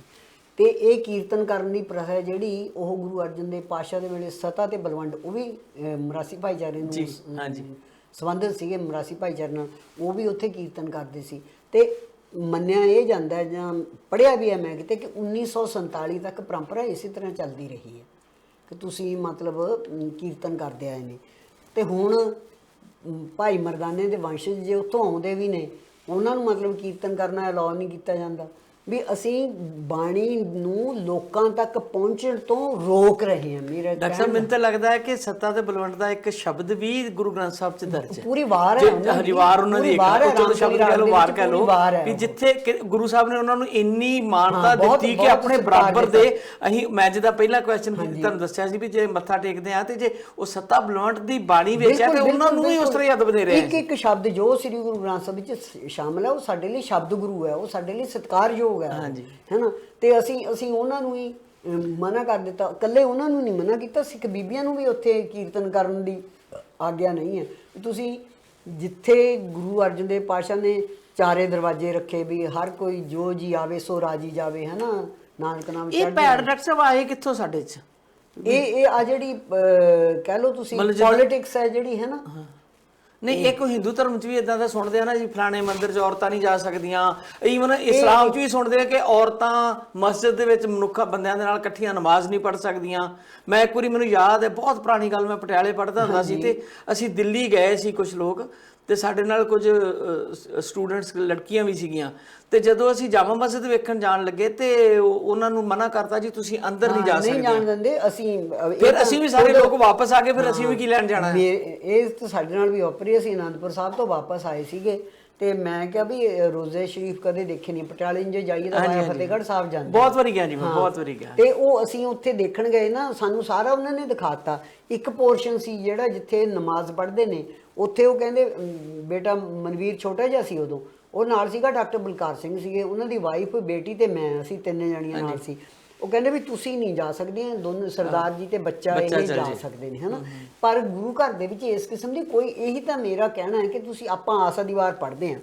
ਦੇਖੋ ਹਿੰਦੂਆਂ ਦੇ ਵਿੱਚ ਜਿਹੜਾ ਔਰਤ ਨੂੰ ਪਵਿੱਤਰ ਮੰਨਿਆ ਜਾਂਦਾ ਜਾਂ ਉਹਨੂੰ ਬਾਹਰ ਕੀਤਾ ਜਾਂਦਾ ਧਾਰਮਿਕ ਫੰਕਸ਼ਨਾਂ ਤੋਂ, ਉਹ ਇਸ ਕਰਕੇ ਵੀ ਉਹਨੂੰ ਪੀਰੀਅਡ ਦਾ ਟਾਈਮ, ਹਾਂ। ਪਰ ਗੁਰੂ ਸਾਹਿਬ ਨੇ ਆਸਾ ਦੀ ਵਾਰ ਵਿੱਚ ਤਾਂ ਗੁਰੂ ਨਾਨਕ ਨੇ ਕਹਿਤਾ ਵੀ ਇਹ ਇੱਕ ਨੈਚੁਰਲ ਪ੍ਰੋਸੈਸ ਹੈ, ਕੁਦਰਤ ਦੇ ਨਾਲ ਤੁਹਾਡੀ ਕੋਈ ਲੜਾਈ ਨਹੀਂ ਹੈਗੀ। ਇਸੇ ਕਰਕੇ ਉਹਨੇ ਕਿਸੇ ਵੀ ਕਿਸਮ ਦਾ ਸੂਤਕ ਹੈ ਜਿਹੜਾ ਉਹਨੂੰ ਮੰਨਣ ਤੋਂ ਮਨਾਹੀ ਕੀਤੀ ਹੈ। ਇਸੇ ਕਰਕੇ ਤਾਂ ਇਹ ਸਹਿਜ ਮਾਰਗ ਹੈ ਕਿ ਤੁਸੀਂ ਕੁਦਰਤੀ ਜੋ ਹੈ ਜੀਵਨ, ਉਹ ਮਤਲਬ ਕੁਦਰਤ ਦੀ ਦੇਣ ਹੈ, ਉਹ ਵਾਹਿਗੁਰੂ ਦੀ ਦੇਣ ਹੈ। ਤੁਸੀਂ ਉਹਦੇ 'ਚ ਇਸੇ ਕਰਕੇ, ਜਿਵੇਂ ਹੁਣ ਜਿਹੜੀ ਜਾਤ ਪਾਤ ਹੈ ਉਹਦਾ ਵੀ ਤਾਂ ਹੀ ਨਕਾਰਾ ਕੀਤਾ ਨਾ ਵੀ ਤੁਸੀਂ, ਮਨੁੱਖ ਕੌਣ ਹੁੰਦਾ ਹੈ ਕਿਸੇ ਨੂੰ ਉੱਚਾ ਜਾਂ ਨੀਵਾਂ ਕਹਿਣ ਲਈ, ਹੈ ਨਾ। ਇਹ ਤਾਂ ਉਹਨੇ ਅਕਾਲ ਪੁਰਖ ਨੇ ਸਾਰੇ ਬੰਦੇ ਆਪਣੇ ਆਪ ਤੋਂ ਬਣਾਏ ਨੇ ਤੇ ਸਾਰੇ ਉਹਦਾ ਸਰੂਪ ਨੇ। ਮੇਰਾ ਕਹਿਣ ਦਾ ਇਹ ਹੈ ਕਿ ਅਸੀਂ ਇੱਕ ਸੈਕਸ਼ਨ ਉਹ ਅਸੀਂ ਬਾਹਰ ਕਰ ਦਿੱਤਾ। ਫਿਰ ਦੂਜਾ ਸੈਕਸ਼ਨ ਆਉਂਦਾ ਸਿੰਧੀ ਭਾਈਚਾਰਾ, ਜਿਹੜਾ ਹਿੰਦੂ ਭਾਈਚਾਰਾ, ਉਹ ਨਾਨਕ ਨਾਮ ਲੇਵਾ ਨੇ ਸਾਰੇ। ਉਹਨਾਂ ਦੇ ਵਿੱਚ ਇਹ ਪਰੰਪਰਾ ਰਹੀ ਹੈ ਕਿ ਵੱਡੇ ਪੁੱਤਰ ਨੂੰ ਅੰਮ੍ਰਿਤ ਛਕਾ ਕੇ ਸਿੱਖ ਸਜਾਉਣਾ ਹੈ ਨਾ। ਅੱਗੋਂ ਜਿਹੜੀ ਉਹਦੀ ਔਲਾਦ ਹੋਣੀ ਹੈ ਉਹਨੇ ਸਿੱਖ ਹੋਣਾ, ਬਾਕੀ ਦੇ ਹਿੰਦੂ ਹੁੰਦੇ ਨੇ। ਇਸੇ ਤਰ੍ਹਾਂ ਉਹ ਤੁਸੀਂ ਦੇਖੋ ਵੀ ਜਦੋਂ ਲੜਕੀ ਦਾ ਵਿਆਹ ਕਰਦੇ ਨੇ, ਹੋਰ ਦਾਜ ਵਿੱਚ ਕੁਝ ਦੇਣ ਚਾਹੇ ਨਾ ਦੇਣ, ਸ੍ਰੀ ਗੁਰੂ ਗ੍ਰੰਥ ਸਾਹਿਬ ਦੀ ਬੀੜ ਹੈ ਜਿਹੜੀ ਉਹ ਦਾਜ ਦੇ ਵਿੱਚ ਕੁੜੀ ਨੂੰ ਦਿੰਦੇ ਆ, ਹੈ ਨਾ, ਜਿੱਥੋਂ ਉਹਨੇ ਬਾਣੀ ਪੜ੍ਹਨੀ ਹੁੰਦੀ ਹੈ ਤੇ ਸੁਣਨੀ ਹੁੰਦੀ ਹੈ। ਤੇ ਅਸੀਂ ਮਤਲਬ ਹੁਣ ਸਤਿਕਾਰ ਕਮੇਟੀਆਂ ਨੇ ਜਿਹੜੀਆਂ, ਉਹ ਸਾਡੀਆਂ ਕੀ ਕਰਦੀਆਂ ਨੇ, ਤੁਸੀਂ ਵੀ ਬਹੁਤ ਸਾਰੀਆਂ ਘਟਨਾਵਾਂ ਪੜ੍ਹਦੇ ਹੋਵੋਗੇ ਵੀ ਉਹ ਆਪਣਾ ਸਿੰਧੀ ਭਾਈਚਾਰਾ ਤੇ ਇੱਕ ਪਾਸੇ ਛੱਡੋ, ਉਹ ਆਮ ਲੋਕਾਂ ਦੇ ਘਰੋਂ ਵੀ ਸ੍ਰੀ ਗੁਰੂ ਗ੍ਰੰਥ ਸਾਹਿਬ ਦੂਰ ਕਰ ਰਹੇ ਗੁਰਬਾਣੀ ਤੋਂ ਲੋਕਾਂ ਨੂੰ। ਮੇਰੇ ਕਹਿਣ ਦਾ ਮਤਲਬ ਇਹ ਹੈ ਕਿ ਬਾਣੀ ਦੇ ਵਿੱਚ ਸਾਡਾ ਕਲਿਆਣ ਹੈ, ਬਾਣੀ ਧੁਰ ਤੋਂ ਆਈ ਹੈ, ਬਾਣੀ ਦੇ ਰਾਹੀਂ ਅਸੀਂ ਸਿੱਖ ਸਜਣਾ ਹੈ ਜਾਂ ਸਾਨੂੰ ਗਿਆਨ ਮਿਲਣਾ ਹੈ, ਤੇ ਬਾਣੀ ਨੂੰ ਪੜ੍ਹਨ ਤੋਂ ਅਸੀਂ ਰੋਕ ਰਹੇ ਹਾਂ, ਨਹੀਂ ਰੁਕਣਾ ਚਾਹੀਦਾ। ਤੇ ਇਹ ਅਸੀਂ ਗਲਤ ਕਰ ਰਹੇ ਹਾਂ। ਹੁਣ ਤੀਜੀ ਜਿਹੜੀ ਅੱਜ ਕੱਲ੍ਹ ਗੱਲ ਛਿੜੀ ਹੋਈ ਹੈ ਉਹ ਇਹ ਹੈ ਕਿ ਹੁਣ ਲਾਸਟ ਜਿਹੜਾ ਅੱਖਰ ਹੁੰਦਾ, ਬਾਣੀ ਨੂੰ ਪੜ੍ਹਨਾ ਵੀ ਸਹਿਜ ਦੇ ਵਿੱਚ, ਇਹ ਤਾਂ ਸਾਰਿਆਂ ਨੂੰ ਹੀ ਪਤਾ ਕਿ ਬਾਣੀ ਜਿਵੇਂ ਲਿਖੀ ਹੈ ਉਹਨੂੰ ਉਵੇਂ ਹੀ ਪੜ੍ਹਨਾ ਹੈ। ਅਸੀਂ ਕੋਈ ਲਗ ਮਾਤਰ ਚੇਂਜ ਨਹੀਂ ਕਰ ਸਕਦੇ ਲਿਖਾਈ ਦੇ ਵਿੱਚ ਜੀ, ਬਿਲਕੁਲ, ਹੈ ਨਾ, ਉਹ ਅਵੱਗਿਆ ਹੈ। ਤੇ ਪਰ ਹੁਣ ਬਹੁਤ ਸਾਰੇ ਅੱਖਰ ਨੇ ਜਿਨ੍ਹਾਂ ਦੇ ਪਿੱਛੇ ਉਹ ਗ੍ਰਾਮੈਟੀਕਲ ਵਿਊ ਪੁਆਇੰਟ ਤੋਂ ਲੱਗੀ ਹੋਈ ਹੈ ਵੀ ਪਿਛਲੇ ਅੱਖਰ ਨੂੰ ਸਿਹਾਰੀ ਹੈ ਜਾਂ ਪਿਛਲੇ ਨੂੰ ਔਂਕੜ ਲੱਗਣਾ, ਉਹਨੂੰ ਉਚਾਰਿਆ ਨਹੀਂ ਜਾ ਸਕਦਾ। ਅੱਜ ਕੱਲ੍ਹ ਇੱਕ ਸੈਕਸ਼ਨ ਹੈ ਜਿਹੜਾ ਇਸ ਗੱਲ ਤੇ ਲੱਗਿਆ ਹੋਇਆ ਹੈ ਕਿ ਉਹਦਾ ਉਚਾਰਨ ਵੀ ਉਦਾਂ ਹੋਵੇ, ਮੀਨਿੰਗ ਨਹੀਂ ਸਮਝਣੇ, ਉਹਦਾ ਉਚਾਰਨ ਉਦਾਂ, ਹਾਂ, ਵੀ ਉਹਦੇ ਅਰਥ 'ਚ ਨਹੀਂ, ਉਹਦਾ ਉਚਾਰਨ।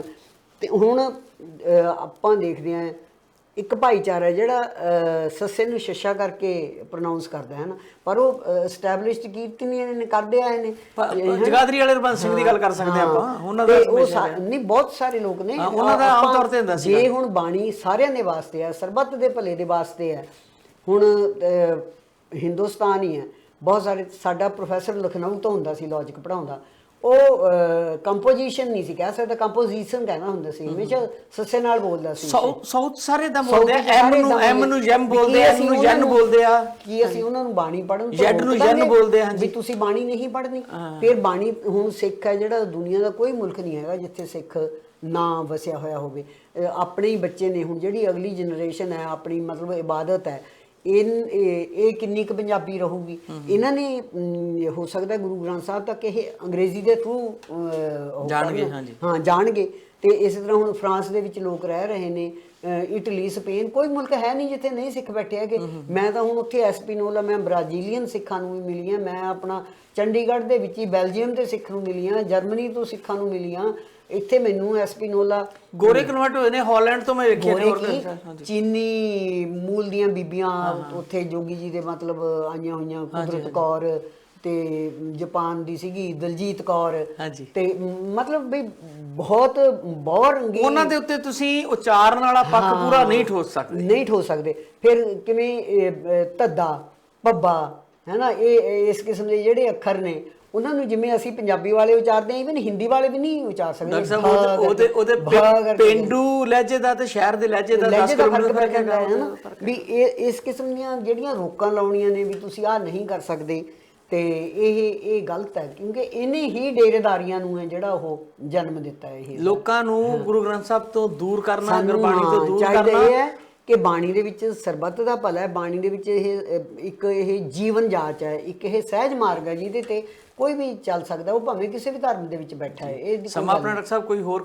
ਤੁਸੀਂ ਕਨਕਲੂਡ ਕਰਨਾ ਹੋਵੇ ਤੇ ਆਖਰ ਚ ਆਪਾਂ ਕਰ ਲਈਏ। ਨਹੀਂ, ਬਸ ਮੇਰਾ ਇਹੀ ਹੈ ਕਿ ਸਾਡੀ ਕੋਸ਼ਿਸ਼ ਇਹ ਹੋਣੀ ਚਾਹੀਦੀ ਹੈ ਕਿ ਵੱਧ ਤੋਂ ਵੱਧ ਲੋਕ ਬਾਣੀ ਦੇ ਨਾਲ ਜੁੜਨ, ਹੈ ਨਾ, ਤੇ ਸਾਨੂੰ ਇਹ ਰੋਕਾਂ ਇਸ ਕਿਸਮ ਦੀਆਂ ਨਹੀਂ ਲਾਉਣੀਆਂ ਚਾਹੀਦੀਆਂ ਕਿ ਕੋਈ ਘਰ ਦੇ ਵਿੱਚ ਪ੍ਰਕਾਸ਼ ਨਹੀਂ ਕਰ ਸਕਦਾ, ਕੋਈ ਇਦਾਂ ਨਹੀਂ ਪੜ੍ਹ ਸਕਦਾ।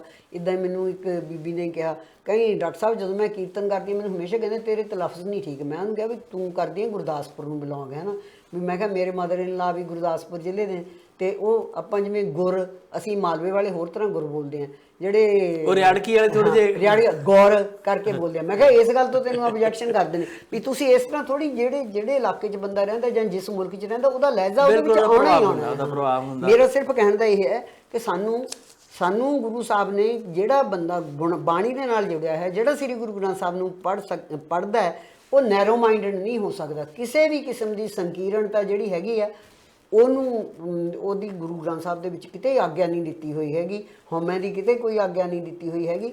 ਹਾਂ, ਅਸੀਂ ਘਰ ਘਰ ਜਾ ਕੇ ਸਮਝਾ ਸਕਦੇ ਹਾਂ। ਅਕਾਲ ਤਖਤ ਵੱਲੋਂ ਜਾਂ SGPC ਵੱਲੋਂ ਪ੍ਰੇਰਨਾ ਇਹ ਹੋਣੀ ਚਾਹੀਦੀ ਵੀ ਭਾਈ ਸਤਿਕਾਰ ਕਰਨਾ, ਕਿਸ ਤਰ੍ਹਾਂ ਸਤਿਕਾਰ ਕਰਨਾ, ਤੁਸੀਂ ਕਿਵੇਂ ਸਹੀ ਉਚਾਰਨ ਲਈ ਸਕੂਲ ਖੋਲੇ ਜਾ ਸਕਦੇ ਆ, ਉਹਨਾਂ ਨੂੰ ਦੱਸਿਆ ਜਾ ਸਕਦਾ। ਪਰ ਇਹ ਨਹੀਂ ਹੈ ਕਿ ਅਸੀਂ ਰੋਕਾਂ ਲਗਾਈਏ, ਜ਼ਬਰਦਸਤੀ ਨਹੀਂ ਕਰ ਸਕਦੇ ਸੀ। ਦੇਖੋ ਏਡੀ ਵੱਡੀ ਤਕੜੀ ਫਿਲਾਸਫੀ ਹੈ, ਪਰ ਸਭ ਤੋਂ ਪਹਿਲਾਂ ਡਾਕਟਰ ਅਵਤਾਰ ਸਿੰਘ ਦੇ ਉਹਦੇ ਨਾਲ ਪੰਜਾਬੀ ਯੂਨੀਵਰਸਿਟੀ ਦੇ ਵਿੱਚ ਸਿੱਖ ਫਿਲਾਸਫੀ ਦਾ ਇੱਕ ਪੇਪਰ ਲਾਇਆ ਗਿਆ, ਤੇ ਅਸੀਂ ਏਡੇ ਵੱਡੇ ਇਹਨੂੰ ਇੰਨਾ ਉਹ ਕਰ ਲਿਆ ਹੋਇਆ, ਜਾਣੀ ਮਤਲਬ ਵੀ ਕੰਪੋਜ਼ਡ ਕਰ ਦਿੱਤਾ ਹੋਇਆ ਕਿ ਕੋਈ ਇਹ ਅਸੀਂ ਕਿਤੇ ਚਾਲੂ ਨਹੀਂ ਕਰਾ ਸਕਦੇ, ਫਿਲਾਸਫੀ ਕਰਾ ਸਕੇ। ਜੇ ਅਸੀਂ ਇਦਾਂ ਦੀਆਂ ਰੋਕਾਂ ਲਾਵਾਂਗੇ ਅਕਾਦਮਿਕ ਤੌਰ ਤੇ, ਅਸੀਂ ਨਹੀਂ ਵੱਧ ਫੁੱਲ ਸਕਦੇ, ਅਸੀਂ ਆਪਣੇ ਫਲਸਫੇ ਨੂੰ ਦੁਨੀਆ ਦੇ ਵਿੱਚ ਨਹੀਂ ਲੈ ਕੇ ਜਾ ਸਕਦੇ। ਮੇਰੇ ਕਹਿਣ ਦਾ ਇਹ ਬਹੁਤ ਬਹੁਤ ਸ਼ੁਕਰੀਆ ਡਾਕਟਰ ਸਾਹਿਬ, ਬਹੁਤ ਵਿਸਤਾਰ ਨਾਲ ਤੁਸੀਂ ਬਹੁਤ ਸਾਰੀਆਂ ਗੱਲਾਂ ਦੱਸੀਆਂ। ਸਮਾਂ ਸਾਨੂੰ ਹੋਰ ਇਜਾਜ਼ਤ ਨਹੀਂ ਦੇ ਰਿਹਾ। ਬਾਰ-ਬਾਰ ਜਦੋਂ ਅਸੀਂ ਗੱਲ ਕਰਦੇ ਹਾਂ ਡਾਕਟਰ ਸਾਹਿਬਾਂ ਨਾਲ, ਮੁੱਖ ਤੌਰ ਤੇ ਇਹਨਾਂ ਦਾ ਇੱਕੋ ਚੀਜ਼ ਤੇ ਜ਼ੋਰ ਹੁੰਦਾ ਕਿ ਸਿੱਖੀ ਨੂੰ ਸਮਝਣਾ, ਸਿੱਖ ਫਿਲਾਸਫੀ ਨੂੰ ਸਮਝਣਾ, ਤੇ ਸਿਰਫ ਗੁਰੂ ਗ੍ਰੰਥ ਸਾਹਿਬ ਨੂੰ ਆਪਣਾ ਤੁਸੀਂ ਮੰਨ ਕੇ ਉਹਦੇ ਚੋਂ ਹੀ ਸਾਰਾ ਵਿਸਤਾਰ ਲੈਣਾ। ਇੱਧਰ ਉੱਧਰ ਦੀ ਜਿਹੜੀ ਬਾਣੀ ਆ ਜਾਂ ਜਿਹੜੀ ਸੈਕੰਡਰੀ ਚੀਜ਼ਾਂ ਨੇ ਉਹਨਾਂ ਵੱਲ ਧਿਆਨ ਦੇਣ ਦੀ ਸਾਨੂੰ ਜ਼ਰੂਰਤ ਨਹੀਂ। ਜੋ ਗੁਰੂ ਸਾਹਿਬ ਖੁਦ ਗੁਰੂ ਗ੍ਰੰਥ ਸਾਹਿਬ 'ਚ ਦਰਜ ਕਰ ਗਏ ਨੇ, ਸਿੱਖ ਧਰਮ ਸਿਰਫ ਉਸੇ ਨੂੰ ਹੀ ਮਾਨਤਾ ਦਿੰਦਾ। ਦੂਜੀ ਗੱਲ ਮੈਂ ਇਹ ਆਪਣੇ ਦਰਸ਼ਕਾਂ ਨੂੰ ਕਹਿਣੀ ਚਾਹੁੰਦਾ ਕਿ ਜਦੋਂ ਅਸੀਂ ਗੱਲਬਾਤ ਕਰ ਰਹੇ ਹੁੰਦੇ ਹਾਂ ਤੇ ਬਹੁਤ ਸਾਰੇ ਰੈਫਰੈਂਸਸ ਆਉਂਦੇ ਨੇ, ਜਿੱਦਾਂ ਇਸਲਾਮ ਦਾ, ਹਿੰਦੂਇਜ਼ਮ ਦਾ। ਇਹਦਾ ਮਤਲਬ ਕਿਤੇ ਵੀ ਇਹ ਨਹੀਂ ਆ ਕਿ ਅਸੀਂ ਉਹਨਾਂ ਧਰਮਾਂ ਦਾ ਸਤਿਕਾਰ ਨਹੀਂ ਕਰਦੇ ਜਾਂ ਕਿਸੇ ਹੋਰ ਧਰਮ ਨੂੰ ਘਟਾ ਕੇ ਸਿੱਖ ਧਰਮ ਨੂੰ ਵੱਧ ਦੱਸਣ ਦੀ ਨੀਅਤ ਨਾਲ ਇਹ ਕਰ ਰਹੇ ਨੇ। ਪਰ ਜਦੋਂ ਕੰਪੈਰੀਟਿਵ ਸਟੱਡੀ ਹੁੰਦੀ ਆ ਤੇ ਉਹਨਾਂ ਪਰੰਪਰਾਵਾਂ ਬਾਰੇ ਦੱਸਣ ਦੀ, ਉਹਨਾਂ ਬਾਰੇ ਰੈਫਰੈਂਸ ਆਉਣੇ ਬਹੁਤ ਜ਼ਰੂਰੀ ਹੁੰਦੇ ਆ। ਉਹਨਾਂ ਦੀਆਂ ਆਪਣੀਆਂ ਮਾਨਤਾਵਾਂ ਨੇ, ਜਿਹੜੇ ਲੋਕ ਉਹ ਮੰਨਦੇ ਨੇ, ਤੇ ਉਹਨਾਂ ਨੂੰ ਅਸੀਂ ਬਿਲਕੁਲ ਕਿਤੇ ਵੀ ਕੰਡੈਮ ਨਹੀਂ ਕਰ ਰਹੇ ਹੁੰਦੇ। ਸਿਰਫ ਰੈਫਰੈਂਸਸ ਆਉਂਦੇ ਨੇ ਤਾਂ ਹੀ ਜਿਹੜਾ ਵਿਚਾਰ ਹੈ ਉਹਨੂੰ ਠੀਕ ਤਰੀਕੇ ਨਾਲ ਤੁਹਾਡੇ ਤੱਕ ਪਹੁੰਚਾਇਆ ਜਾ ਸਕਦਾ। ਤੁਹਾਡਾ ਸਭ ਦਾ ਬਹੁਤ ਬਹੁਤ ਸ਼ੁਕਰੀਆ ਡਾਕਟਰ ਸਾਹਿਬ, ਤੁਹਾਡਾ ਵੀ ਬਹੁਤ ਧੰਨਵਾਦ। ਵਾਹਿਗੁਰੂ ਜੀ ਕਾ ਖਾਲਸਾ, ਵਾਹਿਗੁਰੂ ਜੀ ਕੀ ਫਤਿਹ ਜੀ।